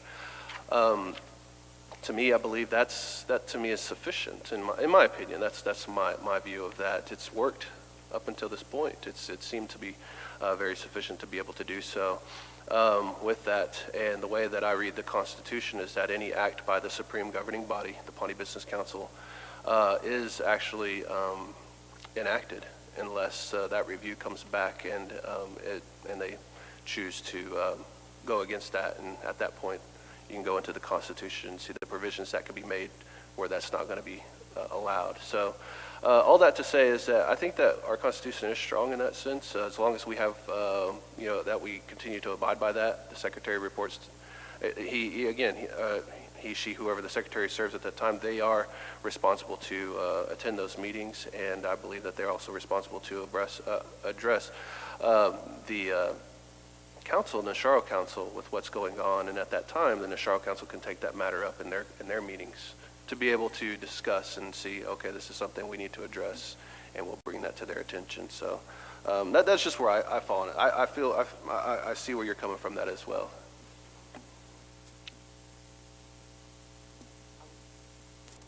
I would like to say something. Okay. I am going to comment on all the comments and give you where I stand. I say this as the treasurer of the council. I am totally and completely opposed to the entire idea for many reasons. Number one being financial reasons. We are the only tribe in the United States to ever totally implement such a thing and change our laws to include the United Nations Declaration. We are funded by Congress. For me, I feel like I have to have proof, or I have to be shown a tribe that actually has done what we are doing to ensure that our Pawnee people do not lose their daily services, their education, health, all that we benefit from right now. Our law enforcement, funding of everything. We don't know. And I am not really willing to risk, I am not willing to vote for this and risk losing funding and services that serve our Pawnee people. Now, we've been talking about this for a long time, and as a member of the council, I am watching it and I am listening. I have read the UNDRIP manual over and over. I am no President Echohawk. I am not an attorney, but I'm using my common sense and I'm reading that toolkit. There's 3 things in there. There's implement, endorse, and adoption. Who's not for human rights?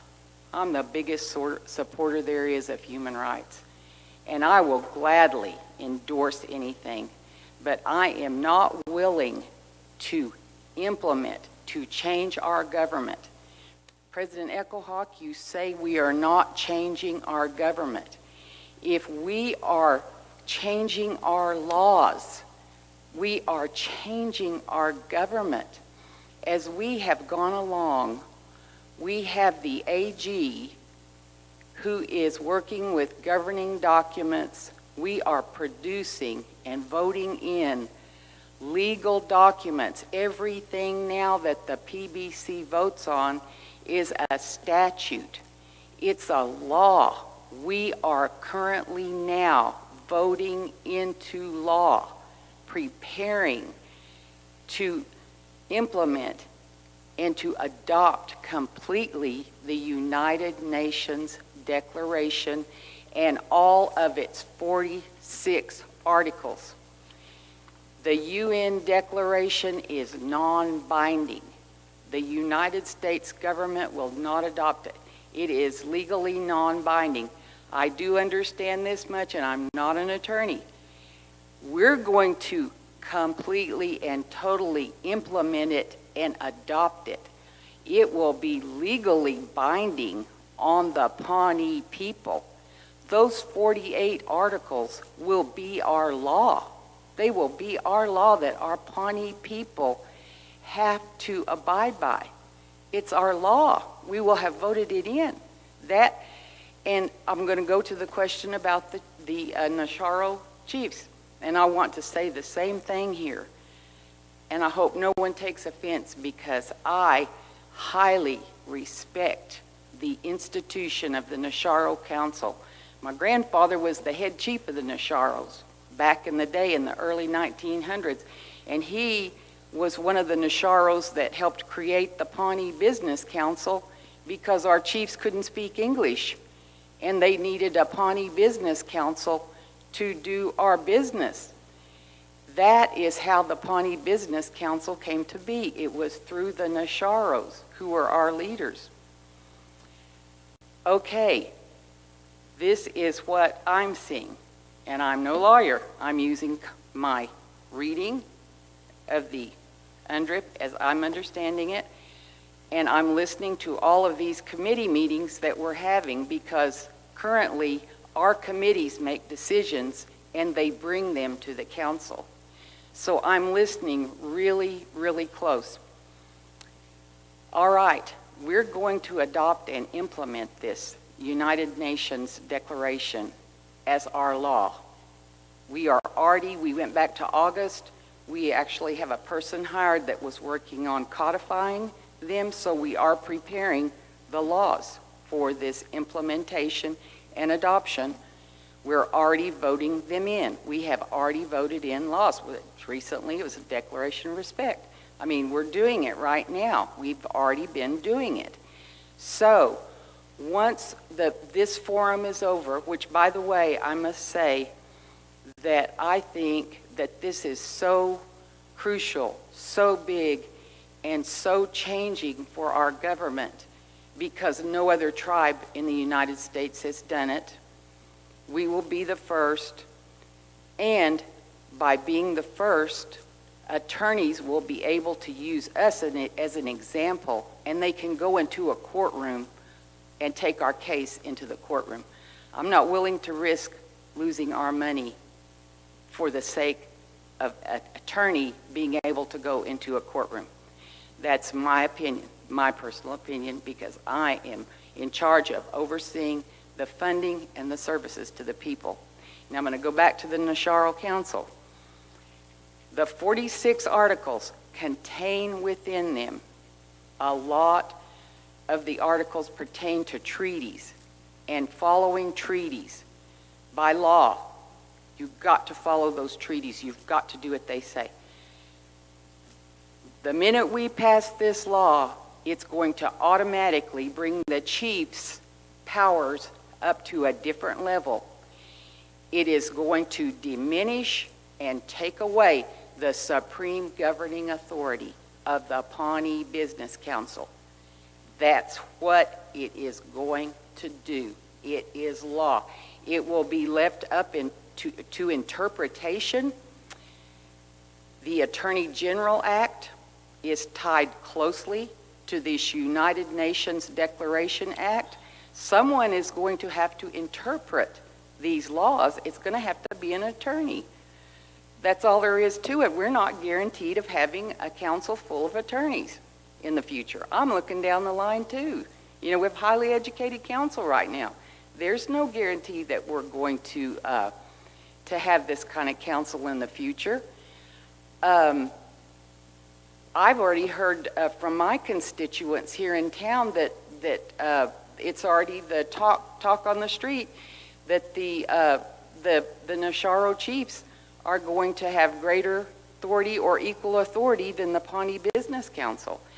To me, by us putting these laws, law after law after law, to me, it is circumventing the Constitution. That is how I see it. I agree with Councilman Jordan. We are the supreme governing body.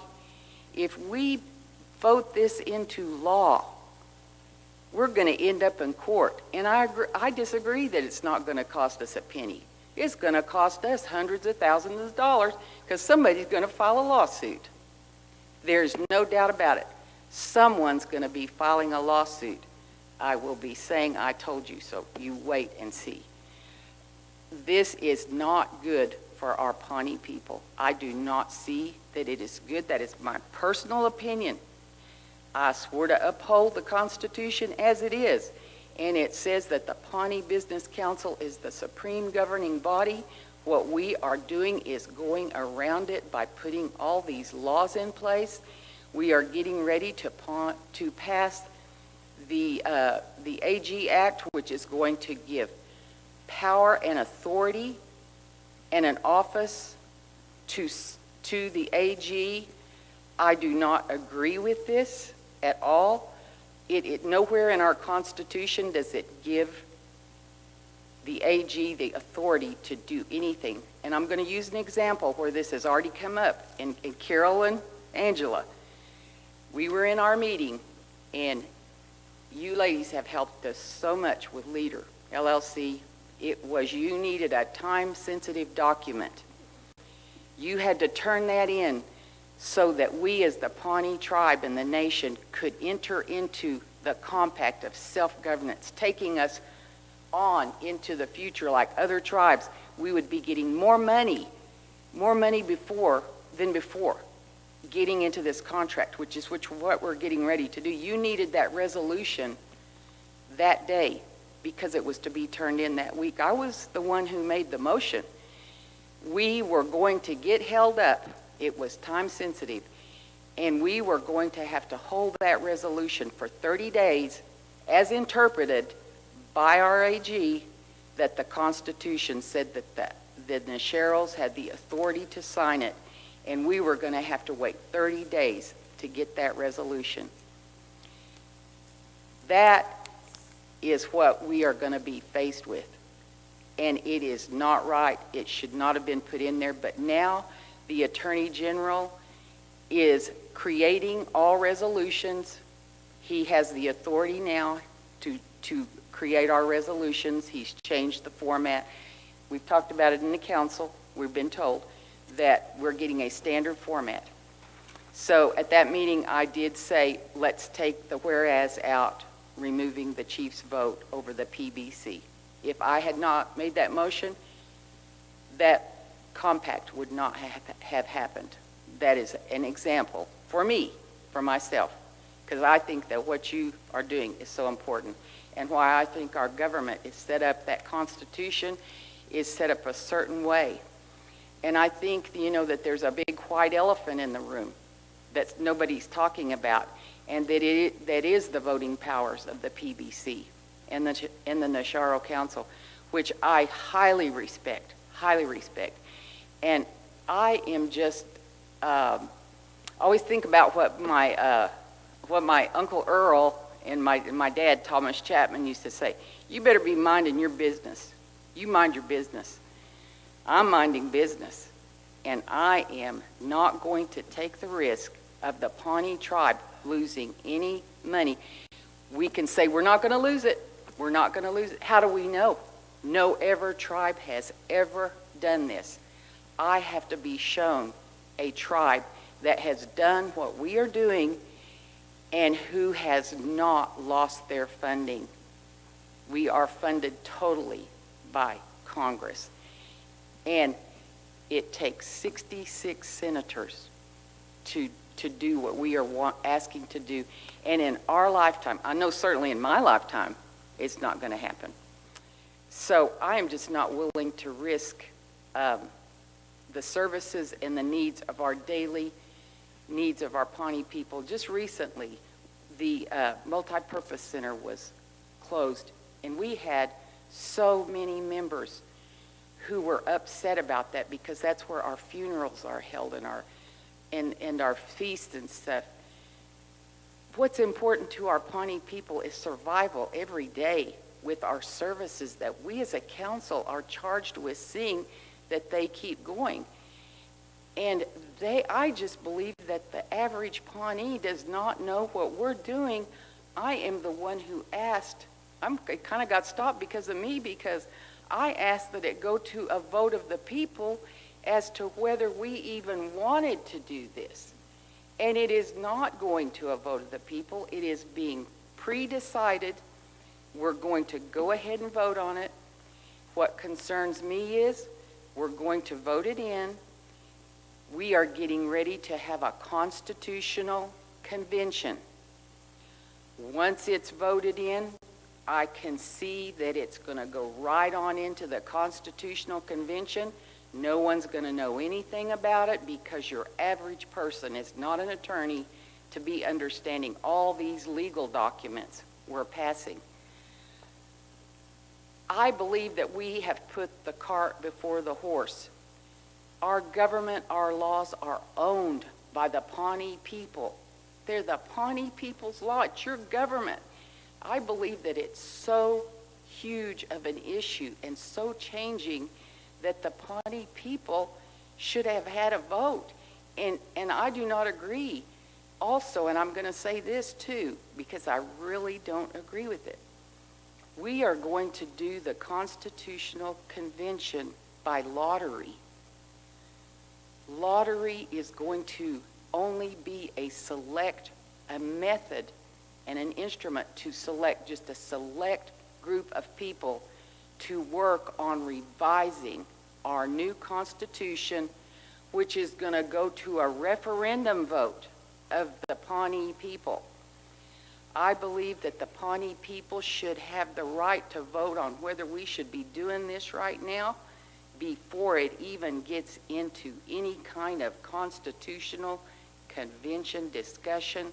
We're putting the cart before the horse, and I do not agree with the lottery method. It is excluding the Pawnee people. The Constitution is every Pawnee's Constitution. And I am not, I mean, and it's no secret to the council. They all know that I am opposed to it for those reasons. And, you know, as treasurer, my main reason is financially, I will not risk it. And until I see a tribe that has totally done this. Oh, and I would like to make a comment about the tribes that were mentioned that did do it. If you will read, if every Pawnee's expected to read the toolkit, every Pawnee, 85 pages, you're supposed to be reading it. There's 3 things in there. There's endorse, implement, and adopt. We are doing implementation and adoption. Okay, the Creek Nation did not do what we're doing. They implemented the UN Declaration in their language program. Only their language program, not their entire legal system. The Cherokees did it, but they only did it for one service, and that was domestic violence. The Cherokee Nation has not totally implemented the entire UN Declaration into its law. It is not their law, the UN Declaration. So I think that's very misleading and misguiding to say that there are other tribes that have done it and that are successful. Yeah, there's a lot of other tribes that have endorsed, that have implemented it, but it is not what we are doing. It is for single areas. And that is also my reason. And I learned that from studying the UNDRIP toolkit, but I didn't write it. Bunky did. He knows more about it. So that's just my opinion. So that's all I have to say for now. Thank you. Thank you. Leanna? Thank you. Treasurer Chapman, I was just getting ready to ask your opinion. I do have another question about this, the bigger picture. If the U.S. did take away the federal funding from the Pawnee Nation and, excuse me, and all of their different programs, do you have an idea how much money that would be? Millions. And what you think might be left? Well, we have received millions and millions over the years. I mean, we are a service tribe. We function. We are a poor tribe. We are not a rich tribe like some of these tribes. And another issue that really concerns me is that we have an $8 million debt. And I think we should be focusing our energies on trying to address that, because if that goes belly up, that's going to really hurt our tribe. And to me, we are putting our energies into stuff that is going to direct the people that live in this community. Yes, I agree. Why is it being put on the shoulders of the Pawnee Nation to show the United States government? Why is it on ours? Why didn't one of the rich tribes take it on? Like one of those rich rancherias in California, or the Chickasaws, or one of those filthy rich tribes that can afford it. You know, if theirs was taken away, they have businesses. You know, they have millions and millions. We don't. So that's my opinion. And again, I'm basing it on somebody show me a tribe that's done it. I agree. Where it is safe for our people. This is not safe for the services of our people, in my opinion. Yeah. If I could, I if I just could have just, a couple more comments. Okay. I just wanted to correct a couple things here. First, in the toolkit, Carol, at page 15, it has the 2016 Muskogee Creek resolution. And I'm just going to read it. It says, "Now therefore be it resolved that the Muskogee Creek Nation hereby adopts the attached Declaration on the Rights of Indigenous Peoples. And they've not lost any money over it. I'm not sure. Wasn't that for language? No, it's not our language. That's the Cherokee, that's the Muskogee Creek. But isn't that what that's for? Isn't that on their language? Yeah. No, Okay. no, it is on their language, but it also says But did they change all their laws? Did they put it in their laws? they adopted the declaration in whole cloth, and they haven't lost any money. But I'm it's in having their a- laws, but is it adopted into their laws? I don't know. But See, I'm okay, just so- reading what it says. They Yeah, well, adopted. that's my They issue. adopted the entire declaration. I'm having trouble, I guess, and I don't believe in governance by bugaboos or something, but I'm not seeing the connection between passing this law and losing any federal If you money. look at that- I don't know. If you look at that I don't next understand any paragraph. scenario that would lead to that result, and so I'm not drawing the Oh. connection there. But Ms. Carroll, you bring up a really interesting point, and with that, we could probably get with the Muskogee Creek Nation to find that out, how it's infected them. You know, I don't want to pass No. anything that's going to... I'm not interested in just their language. I No. want to know the... As a whole. But As a but that as a whole, that's different. Have they totally wholesale implemented and changed their entire legal arm And that's what we with can all ask. of their laws? They haven't. Yeah, and we can ask Yeah, that, because I would like they to know ha- well, that. I they would like haven't- to hear it from the they horse's mouth, haven't. too. Well, no, they haven't. They have not implemented their entire legal arm. If you look at that the next Wholesale, paragraph. we are conducting, according to the toolkit, we're conducting wholesale implementation by changing our legal arm, our entire legal arm, which we're already doing, in my opinion. okay, ladies, Sky and Erica, do we have any tribal members that are waiting to ask questions? Do you have any questions on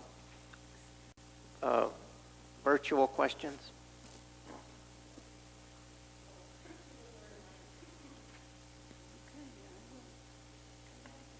If so, maybe we could allow some of our other tribal members to ask some questions.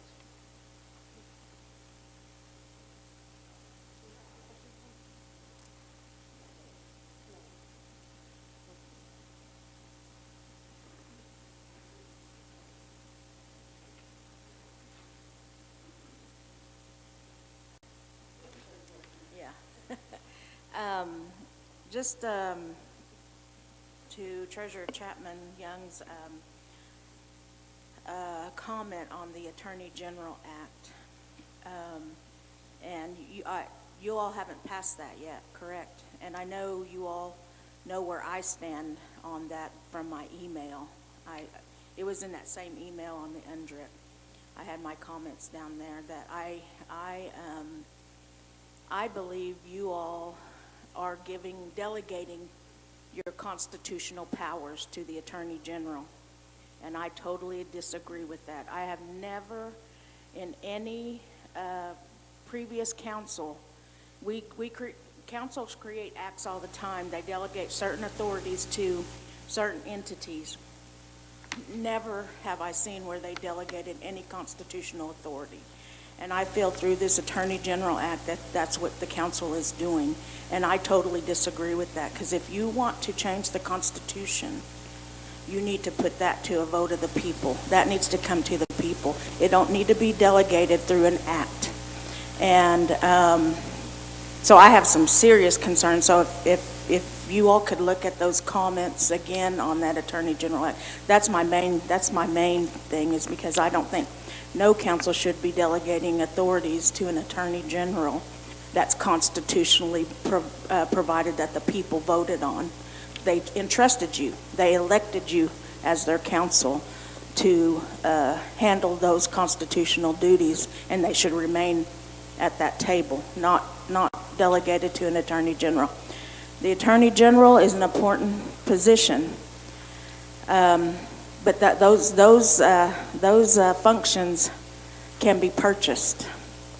You know, they don't have to be delegated. And I agree with Carol, it's an opinion. You're elected to get those opinions, but you're elected for your business acumen and what you bring to the table. And we want you making those decisions. That's why I emailed each of you. I wanted to hear from you. I didn't want my questions going to a committee for a response. I wanted to hear from my elected officials on how they felt. What were their thoughts? Do they really understand what's in that, in all three of those items that I brought forward?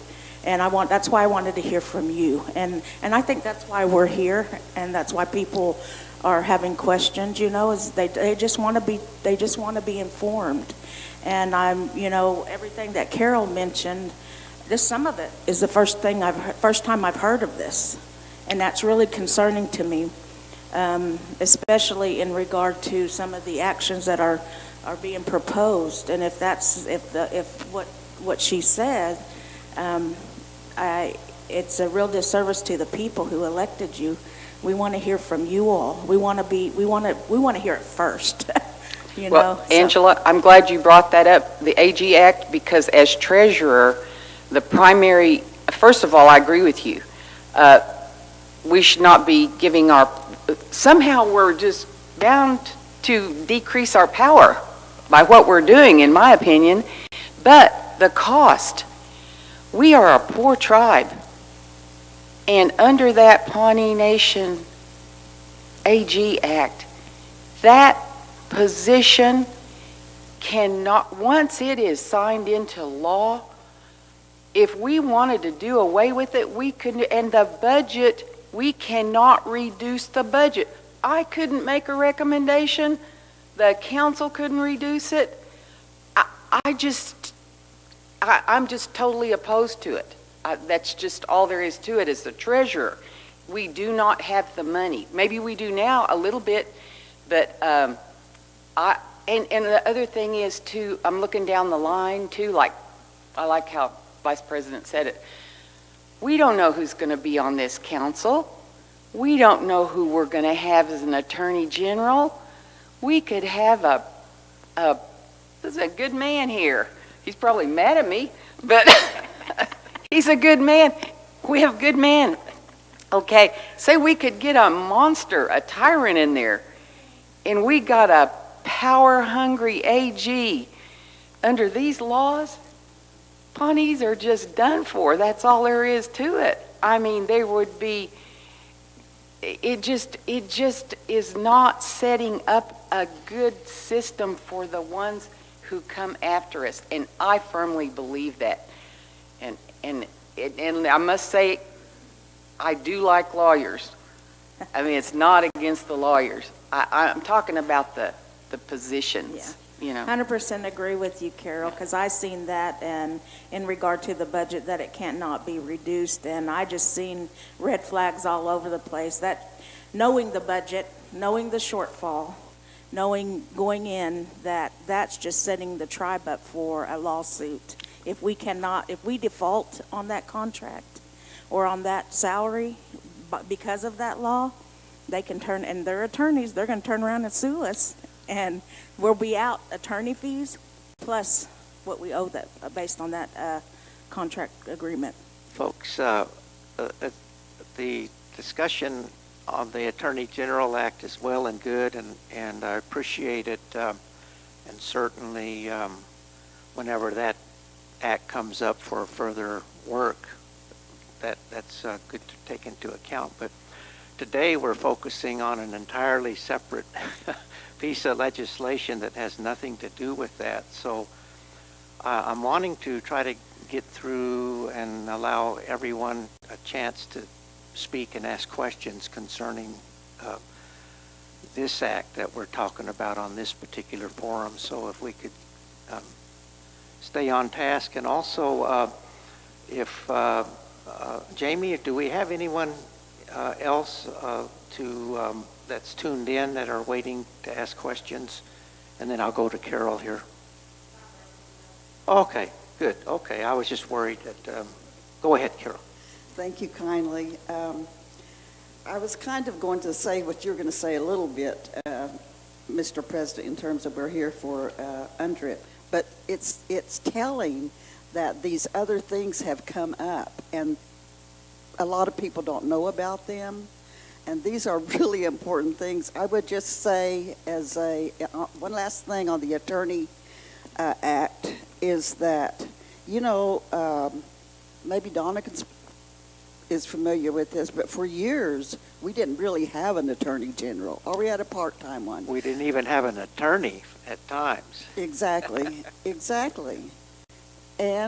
But what did we do when we needed an attorney? We bought that service. We consulted with somebody. We had somebody on board that we wanted to. I don't know if we need a full-time attorney at an outrageous salary. Maybe we do, but in my opinion, I don't think so, because we can always buy that expertise. That's all I wanted to say about that. And I just want to say one final thing about UNDRIP. I would be surprised if there's anybody in this room that disagrees with all of the rights that the United Nations has put together. We all agree with all that, and I can see the benefit.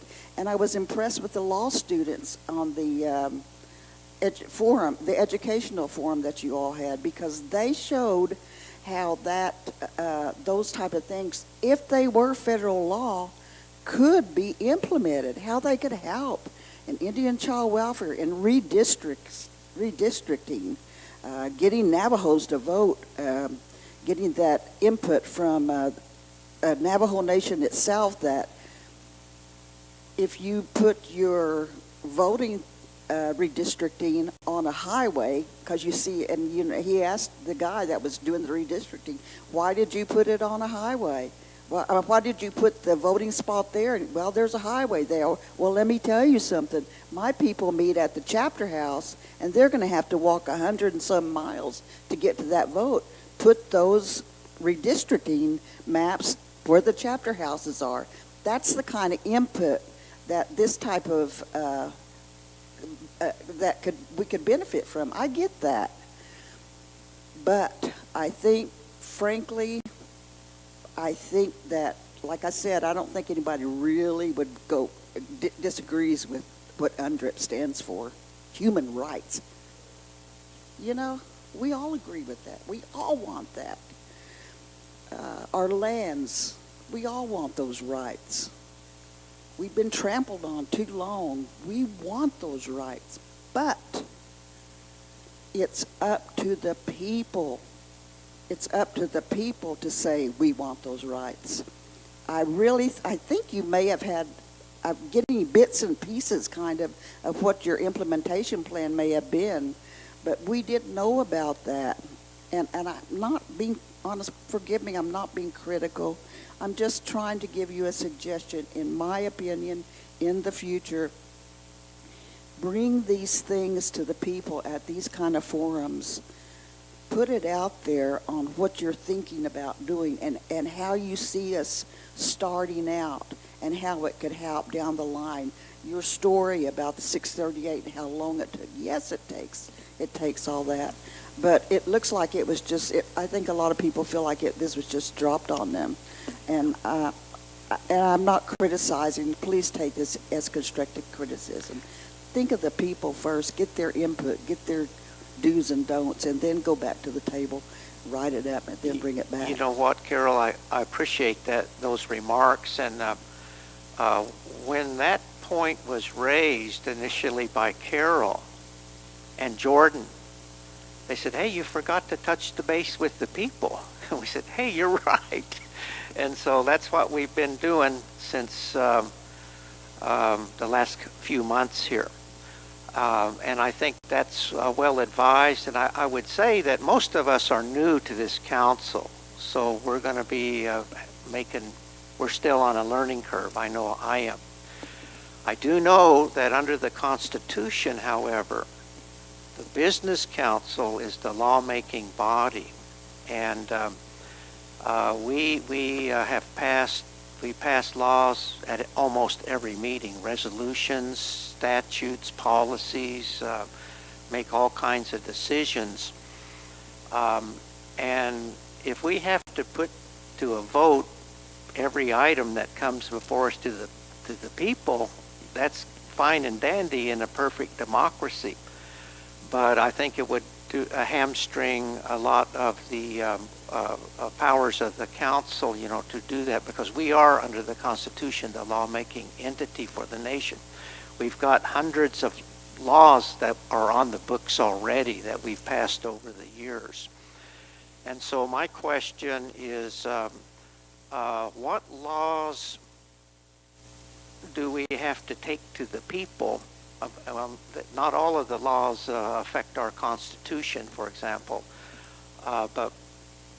and what laws can we enact without taking it to the people, as you suggest? So there's a fine line there about the nature and the kind of statutes that we need to do a really intense tribal education process before we start considering them, and which laws do we not, President, And so I guess that I would benefit from some guidance on that, and certainly this may have been one of those laws that we needed more local feedback.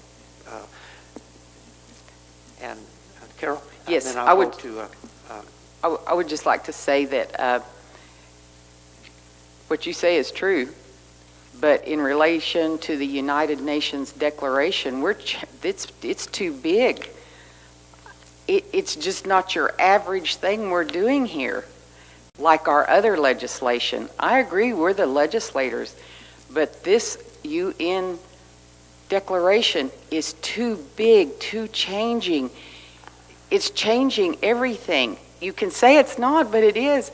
And that is why I spoke up, but there is the small legislation, but I think that this one is so big, and it bothers me that the PBC did not vote on it to do it first before a committee decided to do it. I do not agree with that. We're legislators. We should have talked about it first and voted on it first, in my opinion. So I don't think it's a matter of us calling in everybody all the time for little bitty things. This is big. It's big. And I still say there should be a halt to it, and it should be more education. We advertised this forum a week ago. What is it, 3 hours? How long have we been in here, 3 hours?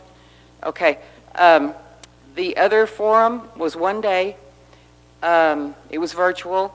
There were only 8 Pawnees there. There's 3,600 some Pawnees. They all own this government. I do not believe that we have educated the entire Pawnee tribe enough. I just don't feel like we have done enough, and I feel like it should be halted. I just do not agree that we have educated our people enough. Most people don't even know what we're doing. They don't even know the council's doing this. So it's COVID, and especially during COVID, because we've had to use Teams. And most of our Pawnees don't have internet service that live way out in the country, or they don't have access to computers, or they don't know how to do Teams. So I disagree. Just disagree. As I've always said, and we all know that it's good. It's okay to have disagreements, and we don't take it personal, but we strive for consensus where it is all possible. I just simply disagree that enacting a policy not to tread on indigenous rights changes anything, hardly, because that's nothing that we've done in the past. It changes our entire legal system the way we are doing it. So we are changing the legal arm of our tribe. How does it not change anything? So that is a disagreement. Okay, I'll go to Ms. Littleson. Jennifer, floor is yours. Noah, I wanted to thank you guys for doing this. This is the kind of stuff we need. I really enjoy this, and I'm sure other tribal citizens do too. I have a couple questions. One, I assume that bringing this to a committee and to the council, it's been vetted. So maybe it would be good, because I hear people's concerns, and the concerns is just not really knowing what that is. And the stem of that is fear, right? Because we don't know what it could be, what it could not be. So if I could have, or I'm sorry, if we could have maybe a visual of some kind of what the specific concerns are of how this would change our tribal civics, specifically, what that would look like, a visual of some kind, and what that means for us as citizens, not just for the council, but how it affects us. And then two, what are the specific concerns of losing money? Like generally, and I mean, not like fear, what's the specifics written down and visually shown so that we can see what's fear and what's logical, because that would help us go through that. And then I wanted to see with the council, how are you guys split? Who's for it, who's against it? And then what's your reasoning? So I've heard from you too, I appreciate that. But if we could all hear from everybody, of our leaders, what they think, how they feel about it, I think that would help everybody. I think that's a good suggestion. Maybe we could wind up our thoughts by going council person by council person and doing that. Also going back to Carol, both Carols here. We're blessed with two today. Carol, our Carol up here is wanting legislation to emanate, to begin with the council, I guess, you know. And on the other hand, and maybe Donna and Cynthia can correct me, but we have had for many years this Governing Documents Committee. And the charge of this committee, it has been delegated the authority to develop legislative proposals and proposals for other governing documents as well, handbooks and policies and procedures and whatnot. The committee works on those documents, vets those documents, and polishes them up, and then advances them to the Business Council with a recommendation. And that's how most of the governing documents get enacted into law by the Business Council. And having served on the Business Council for over a year now, I know that the council leans real hard on the Governing Documents Committee, and we know that whenever we get a governing document and a recommendation from this committee, that, you know, it's pretty polished, you know, and it's basically up to us as policymakers to say yay or nay on it. And so that's normally how the legislative process works. It begins with in the Governing Documents Committee. They'll often get requests from division directors. We need help on this, that, or the other, or they develop their own legislative agenda, such as this upcoming constitutional convention, which could change the way that we make laws in the nation. But normally that's the way it works. It emanates to the council with a recommendation from the Governing Documents Committee. And so that's the way this piece of legislation was developed. You know, it was developed at that level. It came to the council last summer. Council registered some concerns and tabled it, sent it back to the Governing Documents Committee, which revised it and followed up with trying to educate our tribal members as best we could. And so now we're being told we went about it wrong, you know, but we followed the regular procedure here. I suppose the other way to do it would be for the Business Council to say, hey, governing documents, we want to do a piece of legislation. Can you work on it and get us a proposal?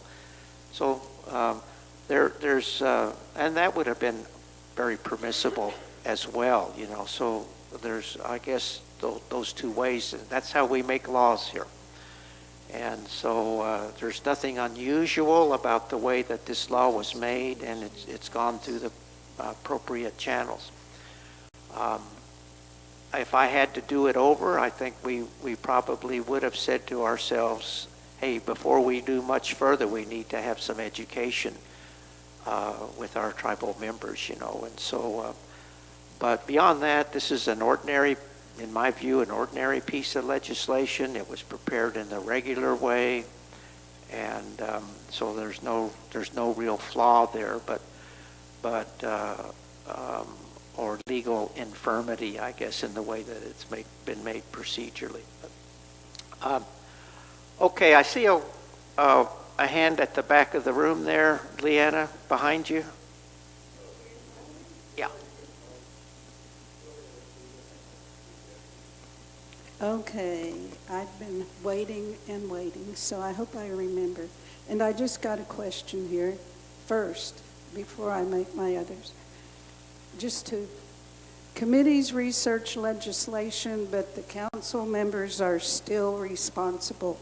Even though we have all those committees that make all these decisions, please, council members, remember you are the ones who make the final decision. So please weigh it careful. As what I've seen, I was on that side. I was a council member for a while, and I did my homework, Donna, didn't I? I researched everything. I had copies. Look at me right here, right now. You know, I'm not coming here wandering in. I have done some studying, and I don't even understand this stuff. So anyway, so please do not blindly accept these recommendations. Please, Dr. Evans and Secretary Gardapi and Counselor, who is it? Who's missing?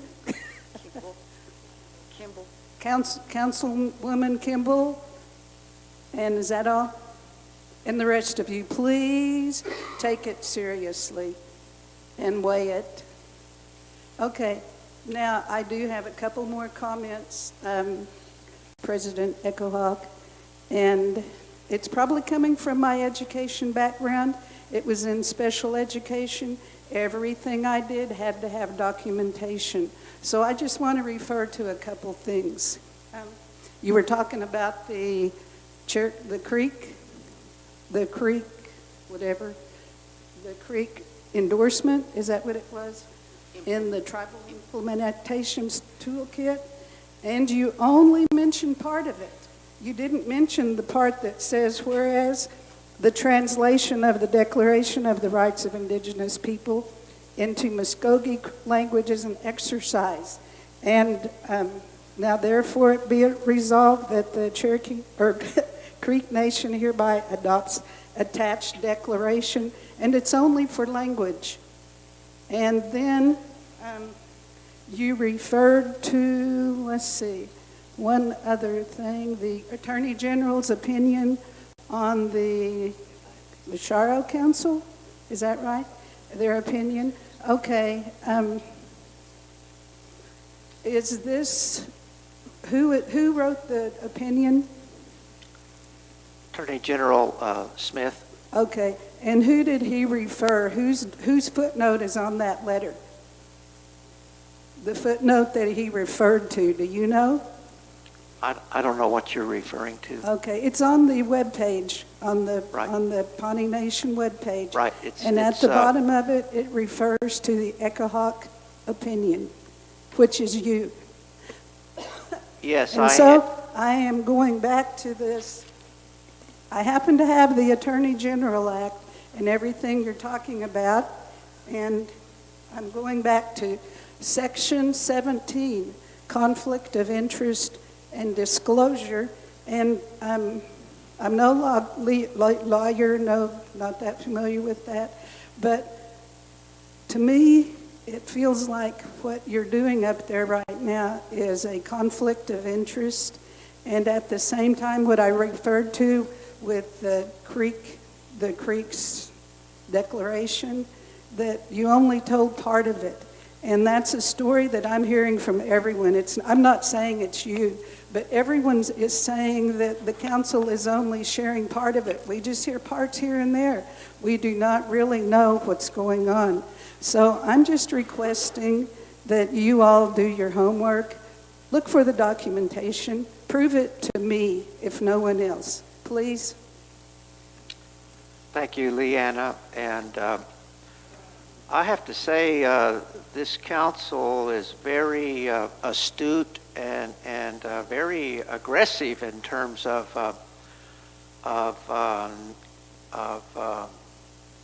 really looking hard at issues that come before this body. And so I'm pretty confident, knowing this council, that they don't really take anything for granted that comes to them from committees.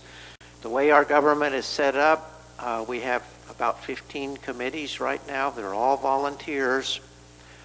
They all work very, very hard, and usually when we get something from our committees along with a recommendation, whether it's our land committee, our agriculture committee, you name it, we know that it's really been scrubbed and worked on, and we're able to rely on it.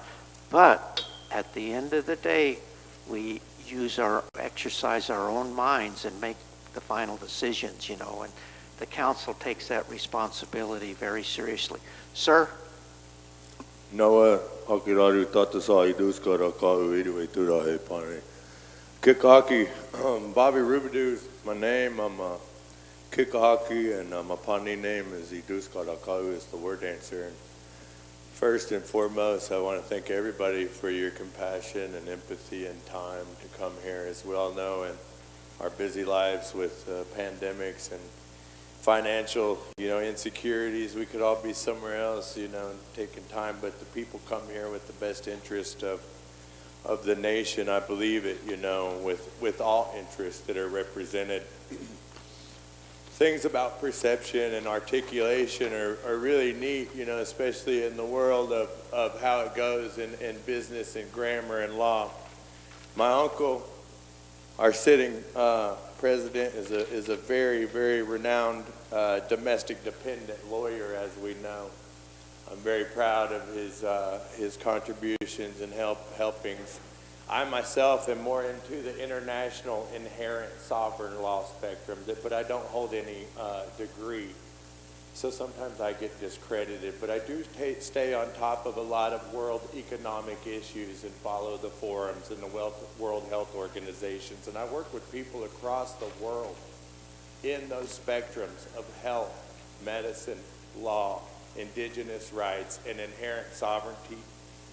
And by looking at this, I can't even get past the second purpose, the purpose here, and it says that we're supposed to strengthen relationships with federal and state governments. According to the law, nations do business amongst nations, not with states. So we're already trying to sever a part of our sovereignty. And if we're looking at assertion, and let's go back to when they had the Midnight Rider on the Domestic Defense Act, and they put in and they overrode our Pawnee Nation's assertion to protect our water and land then, but they circumvented us, probably on page 794 out of a 12,000-page document.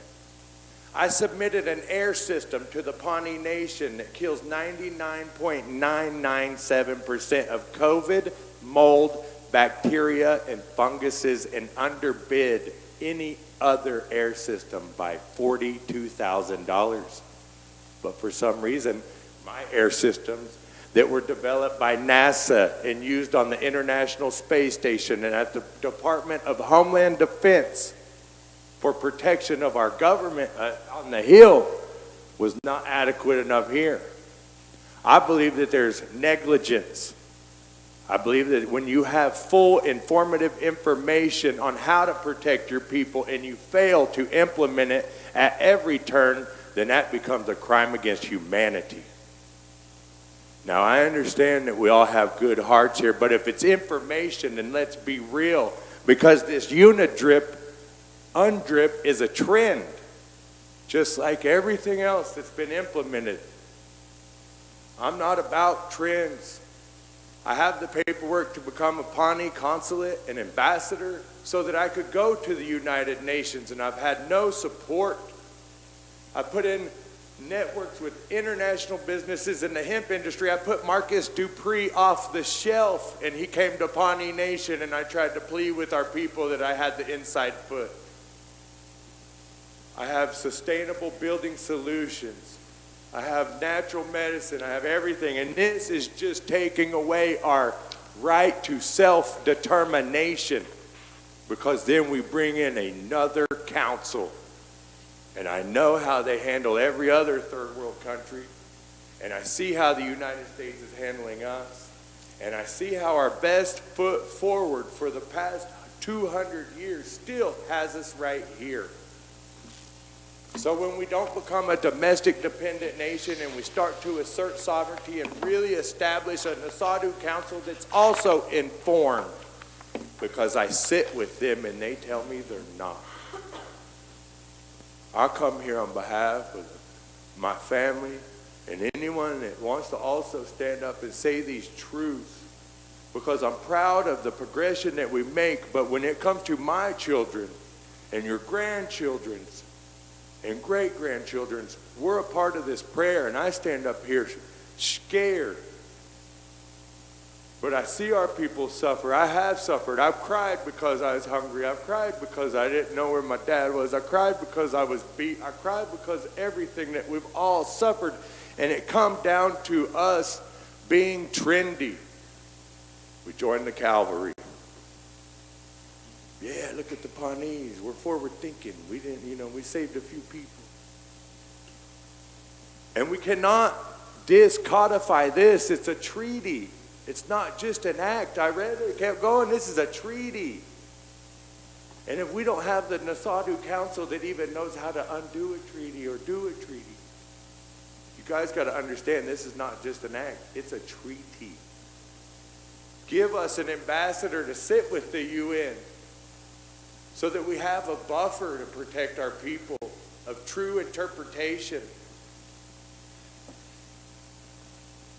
I'm against this for me, my family, and any Pawnee that comes after this.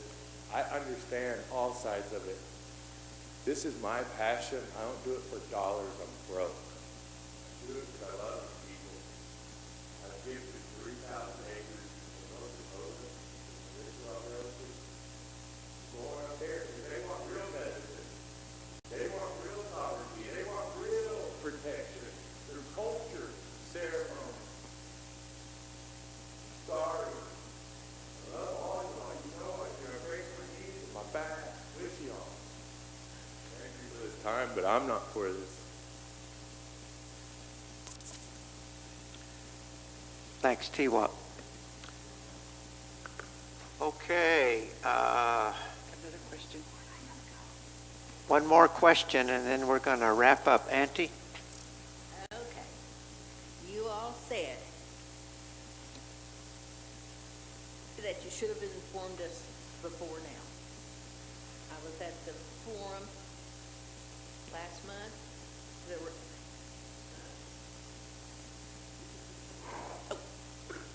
had to start all over? Anyway, I think you should have told us sooner what was going on.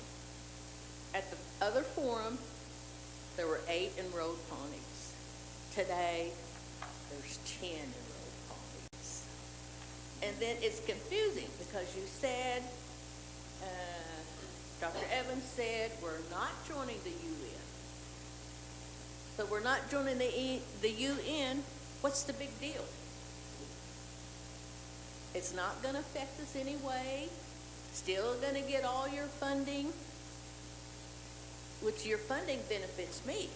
I go out to the elderly meals, depending on what they're serving. I got my Terrell mowed my grass, saved me $50 a pop to get my grass mowed. I qualify for the elders' assistance with utilities once a year. I qualified for LIHEAP. That helped me. So you're saying I'm still going to get all these benefits, whether I'm with the UN or not. So I want to know, Dr. Evans, what's your stand on this? Cindy, what's yours? Donna, what's yours? I think Carol did an excellent job. Carol Nettle. No, not Carol Nettle. That Carol. Oh, no. You did too, but Too many that. carols. And Jordan. So that's all I have to say. Thank you. Thank you, Auntie. Yeah, I think that's a good way to maybe bring our gathering to a close here. We'll go down the line for remarks by the council. Sir? Oh, good afternoon. I've been watching all afternoon online, and I had to come down and I'm a Master's of Legal Study and Indigenous Peoples Law student at OU right now. And I think there's a lot of misinformation going around about the topic, and I just have to say that I really support what President Eckhoff is putting forth. As I understand, it's non-binding, non-binding litigation, not litigation, non-binding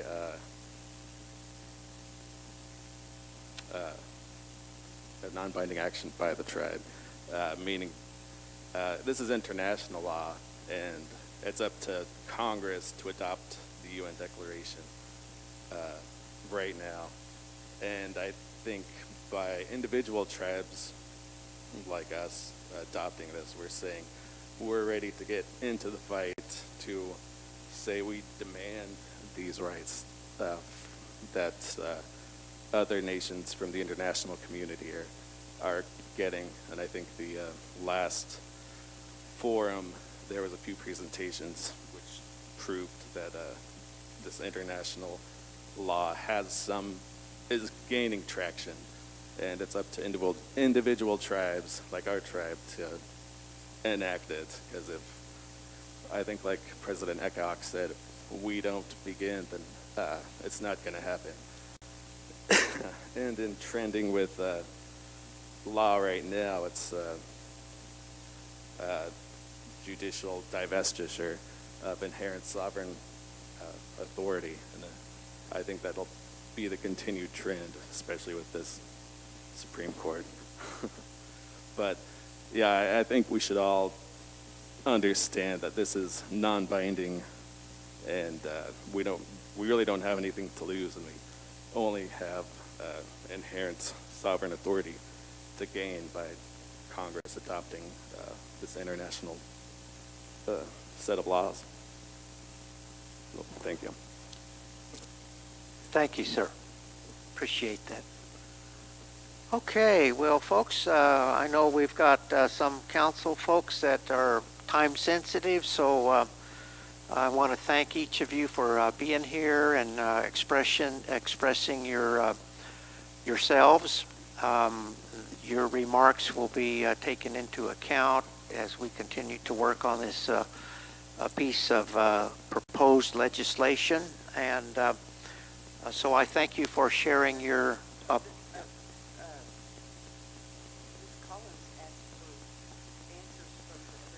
yeah, we're just fixing to, we're going to wrap up with that. And so we'll go down the row here, beginning with Donna, and we'll just march on through, and that's the way we'll wind this down, folks. I just wanted to thank everyone for being here, and with that, I'll turn the mic over to Chairwoman, Councilwoman here. Thanks. Never. Never. As I said earlier, I support it, but I've been concerned about the concern that is out in the community. And so I really feel that we need to go back and really look at everything and look at, moving, whether we're going to move forward on it or not, hear more opinions from our tribal members. And that's where I stand.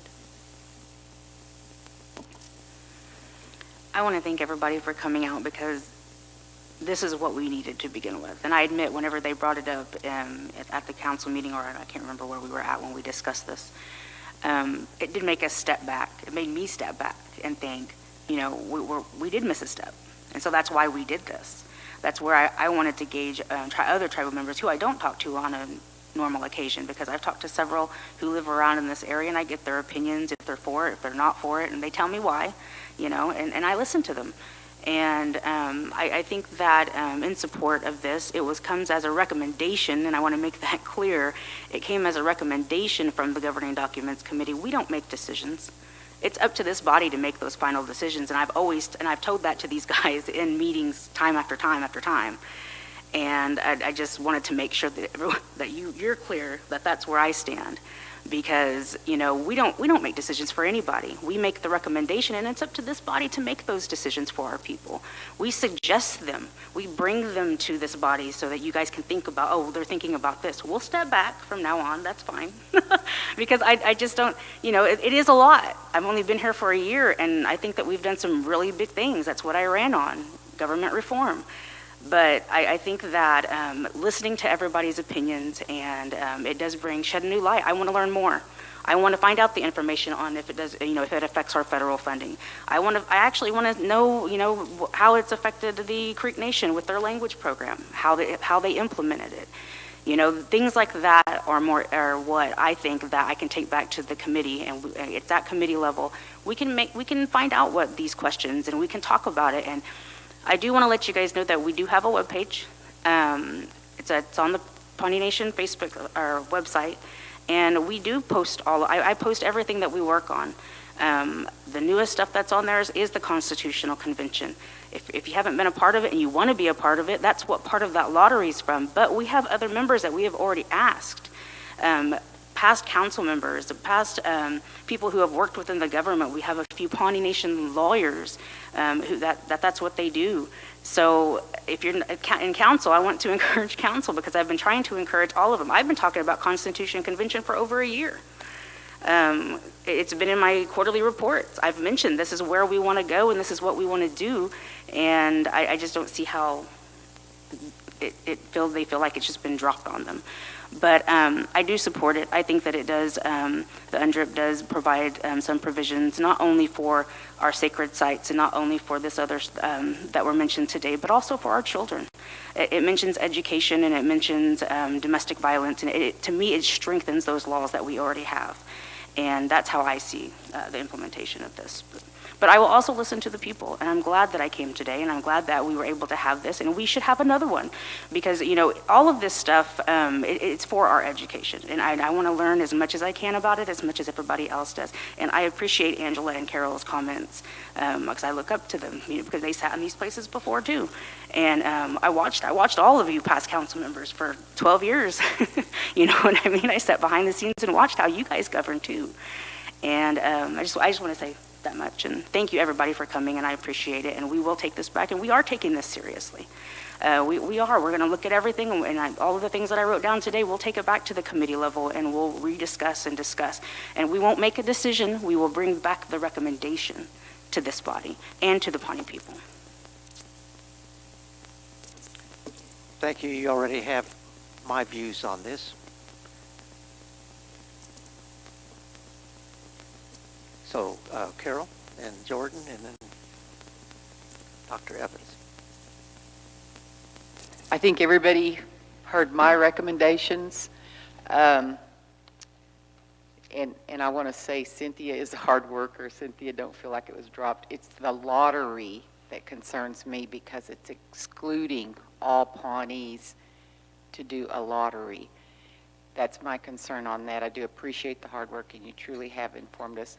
But I guess I just had one last question, which I didn't ask the president when I was sharing my thoughts. President, if the council goes ahead and votes it in, and we do have every 46 articles with the Nasharo Council, will this in any way, shape or form, vote, non-vote, in any manner affect the powers of either body, the PBC or the Nasharo Council? Not in my opinion as I sit here, but it's certainly something we can take back to the Governing Documents Committee and study it out.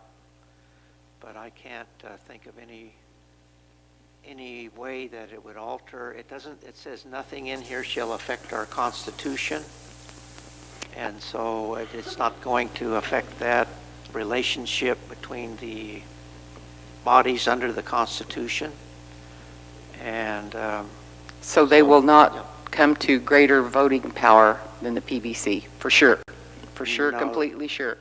No greater authority than the... Right, that's the way I look at it, and we'll look at it again when we get back there, and because all of these are good concerns. Because those are laws, the 15 articles are laws. So we won't go The over it again. the fundamental law of the nation is our Constitution, and it says nothing in here affects rights or anything. Yeah, And we can elaborate on that Yeah. just to make sure, Carol, and we can strengthen that to make it clear in the savings clause. So. Okay, thank you. I don't have anything else. I mean, I think I've pretty much expressed it. And just for everybody to know that I will no longer vote on making any statutes, no more statutes, no more laws. And I will vote against it. That's my stand for my reasons. And until I am shown a tribe that has done exactly what we are doing, and that tribe did not have their funding touched, I will be waiting on that. But to my knowledge, no other tribe in the United States has done what we are doing, which is wholesale implementation. So that's just my closing comments. I'll be brief. As I expressed earlier this afternoon when we began talking about this PN DRIPA, currently right now, and still I do not support it. If it was to be voted on today, I would vote no. Based off of the concerns and the questions from our tribal members, it would concern me of any of us who would vote to support it, based off of a lot of the questions and concerns and clarity that needs to be given for this. To me, again, as what was expressed earlier, is that this is symbolic in nature. And for me, I'm not really into the position of passing a law just to do something symbolic, because a law is something that's going to stay, in my opinion. And so to me, I don't want to vote on something that's the purpose of it. I mean, we heard today that it's not going to affect the Constitution. We heard today that it's not going to affect the existing laws that we have. And so to me, what it seems is that this is just merely just a showing the U.S. Congress, look what we've done, we've implemented it, now please implement it into federal law. I for myself, just don't really want to use our tribal laws in that manner, in a political stance in that sense. And I could probably be standing alone on that, but that's just the way that I look. I want to look at our laws in the sense of how are we going to take care of our people currently and through the law. And I know that the argument has been made that this will, down the road, help them when it becomes federal law and the U.S. government enacts this. But at the current state, it wouldn't really do anything for us. I'm more in the interest of when we do pass certain acts and they become law, that it does immediately have an effect for our people, for the greater good. And so, as what was expressed too, I do take a while to go through the material, read the information that is presented to us. And I just want to say too, thank you for coming out today. I appreciate you spending your time with us this afternoon. Those who are present with us physically here, and those who are watching online as well, in this as well, just to get some answers. And there's been light shed on a lot of things as well. And we had some good topics that were kind of outside of the realm of today's purpose, which was the Nasharo Council. It was for the committees. It was for the Attorney General Act. And so definitely those are going to be things that I will be more voiceful for as well, as far as what's going on with the Pawnee people, what's going on with the Pawnee Business Council to the Pawnee people. But just to reiterate that right now, I don't support this, and I would vote no if that was presented today. No. First thing I wanted to reiterate how much I appreciate you and being here and being interested in being involved. And goodness knows we're trying to find a way to get this information out to folks, and we'll keep working that. In regard to the committees, I also wanted to thank all the folks on the committees, because there's so many hardworking people who are doing this work for free, and it's hours of work, and I've been so impressed with the ability of the people who are donating their time to the Pawnee Nation, to our people. Now, having said that, I think they do produce great products, but frequently those come to us as a council, and even though most of the time it's mostly really good, it's not uncommon that we say, you know, we need this little thing. I think we need to do this a little different. And it goes back to the committee, and they fix that, and that's something that probably most people never see, but it's there. Lastly, as a group, I started with this, I think, but earlier today, but our council is just full of fantastic people, and smart and caring, educated, hardworking people who are trying to do the best job they can. And most of the time, you're not going to see us disagree. It doesn't mean we don't disagree. We just try to. I think it's important in leadership for us most of the time to be unified and to be able to really provide not just laws, but leadership. And every now and then there's something like this that's a little bit different, and that we're going to just have to disagree on, and that's okay. And I respect my colleagues here, and I try to listen to the wisdom of what they have to say. So I just want to give you my take on this. I guess a gentleman said, it's a trend. And maybe it is a trend. I guess first I want to go back to, 1970s. And folks, what happened? What changed the way our tribes across this country, how we have prospered compared to before that, right? So all of a sudden we are given these rights, or they're finally enforced, however you want to look at it. And how did that happen? I've heard folks out there say, there was a movement, right? There were tribes that one after another said, this is something that should happen. That's the way things get done. We often are callous maybe and think that only lobbyists and money make a difference in government.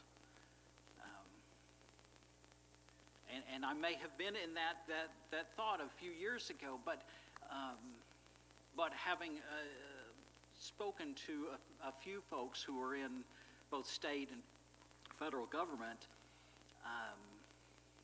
I have surely found that the one thing that trumps that money and those lobbyists and all that is a movement. Is that thing that says, hey, the country's turning this direction, and if you don't go with it, you're not going to be here. All right? To me, that is what we're doing here. A movement that started before us, that we are now playing our small, tiny part in. And I know it's been put out like we're doing the heavy lifting. All we're doing is saying, yes, we agree. And then, all the legal side of stuff, I mean, there are folks who are pushing on that side with the, University of Colorado and all those folks. Last thing, it's this whole movement thing. When I came to Pawnee, I just remember asking people, we ought to work on our schools a little bit. There's some things we could do. Some other things too. But and I remember being told time after time, no, it's never going to work in Pawnee.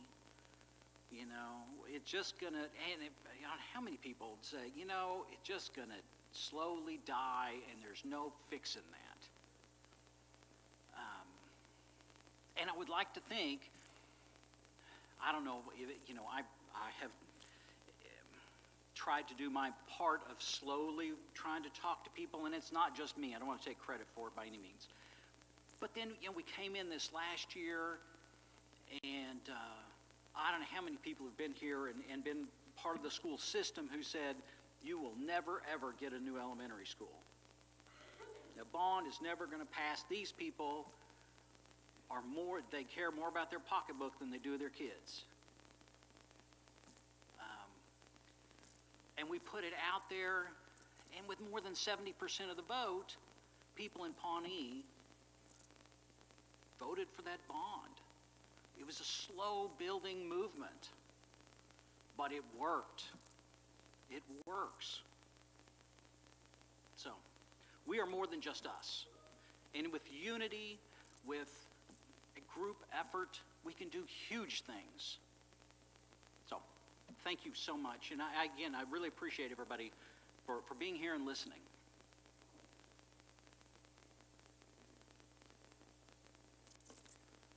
Thank you for those words. I think they're very appropriate and fitting to end our session. And once again, thanks to everyone.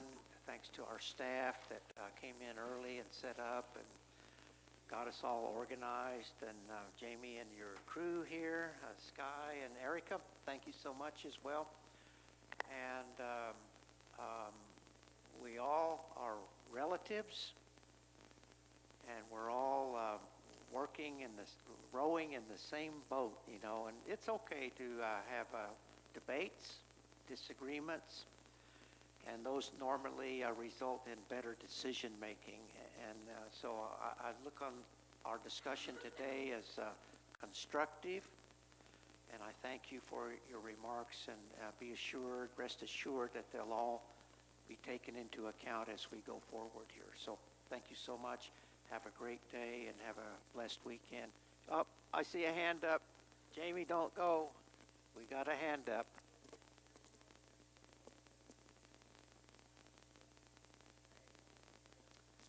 Oh, thank you, Carol. Thank you so much. A fitting way to end our gathering.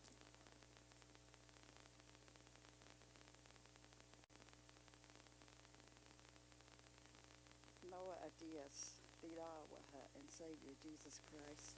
Father, Jixtehu, for our business council here, Lord, for our people, Father. Thank you for our ways, our old ways, Father.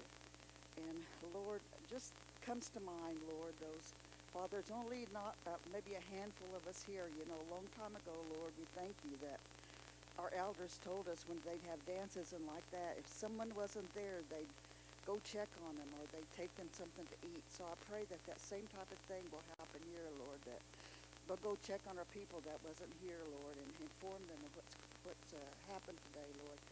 I ask for blessings for each one of the council members and our staff, dear God. I thank you for their service, Lord. I know, Lord, it's a hard work because you see the hurt from our people, Lord. And then you see the good things that can happen, Lord, as we move forward. I thank you, Lord, for this council. I pray, dear God, that you will bless every home that's represented here, Lord. When they get home, that things will be in a good way, Lord. I pray over our tribe, dear God, our elders and those that are ill, dear Lord, those that are still in mourning, Father. Oh, Lord, we've lost so much, Lord. So I just pray, Lord, And thank you for your goodness and your kindness and your graciousness to us, Lord.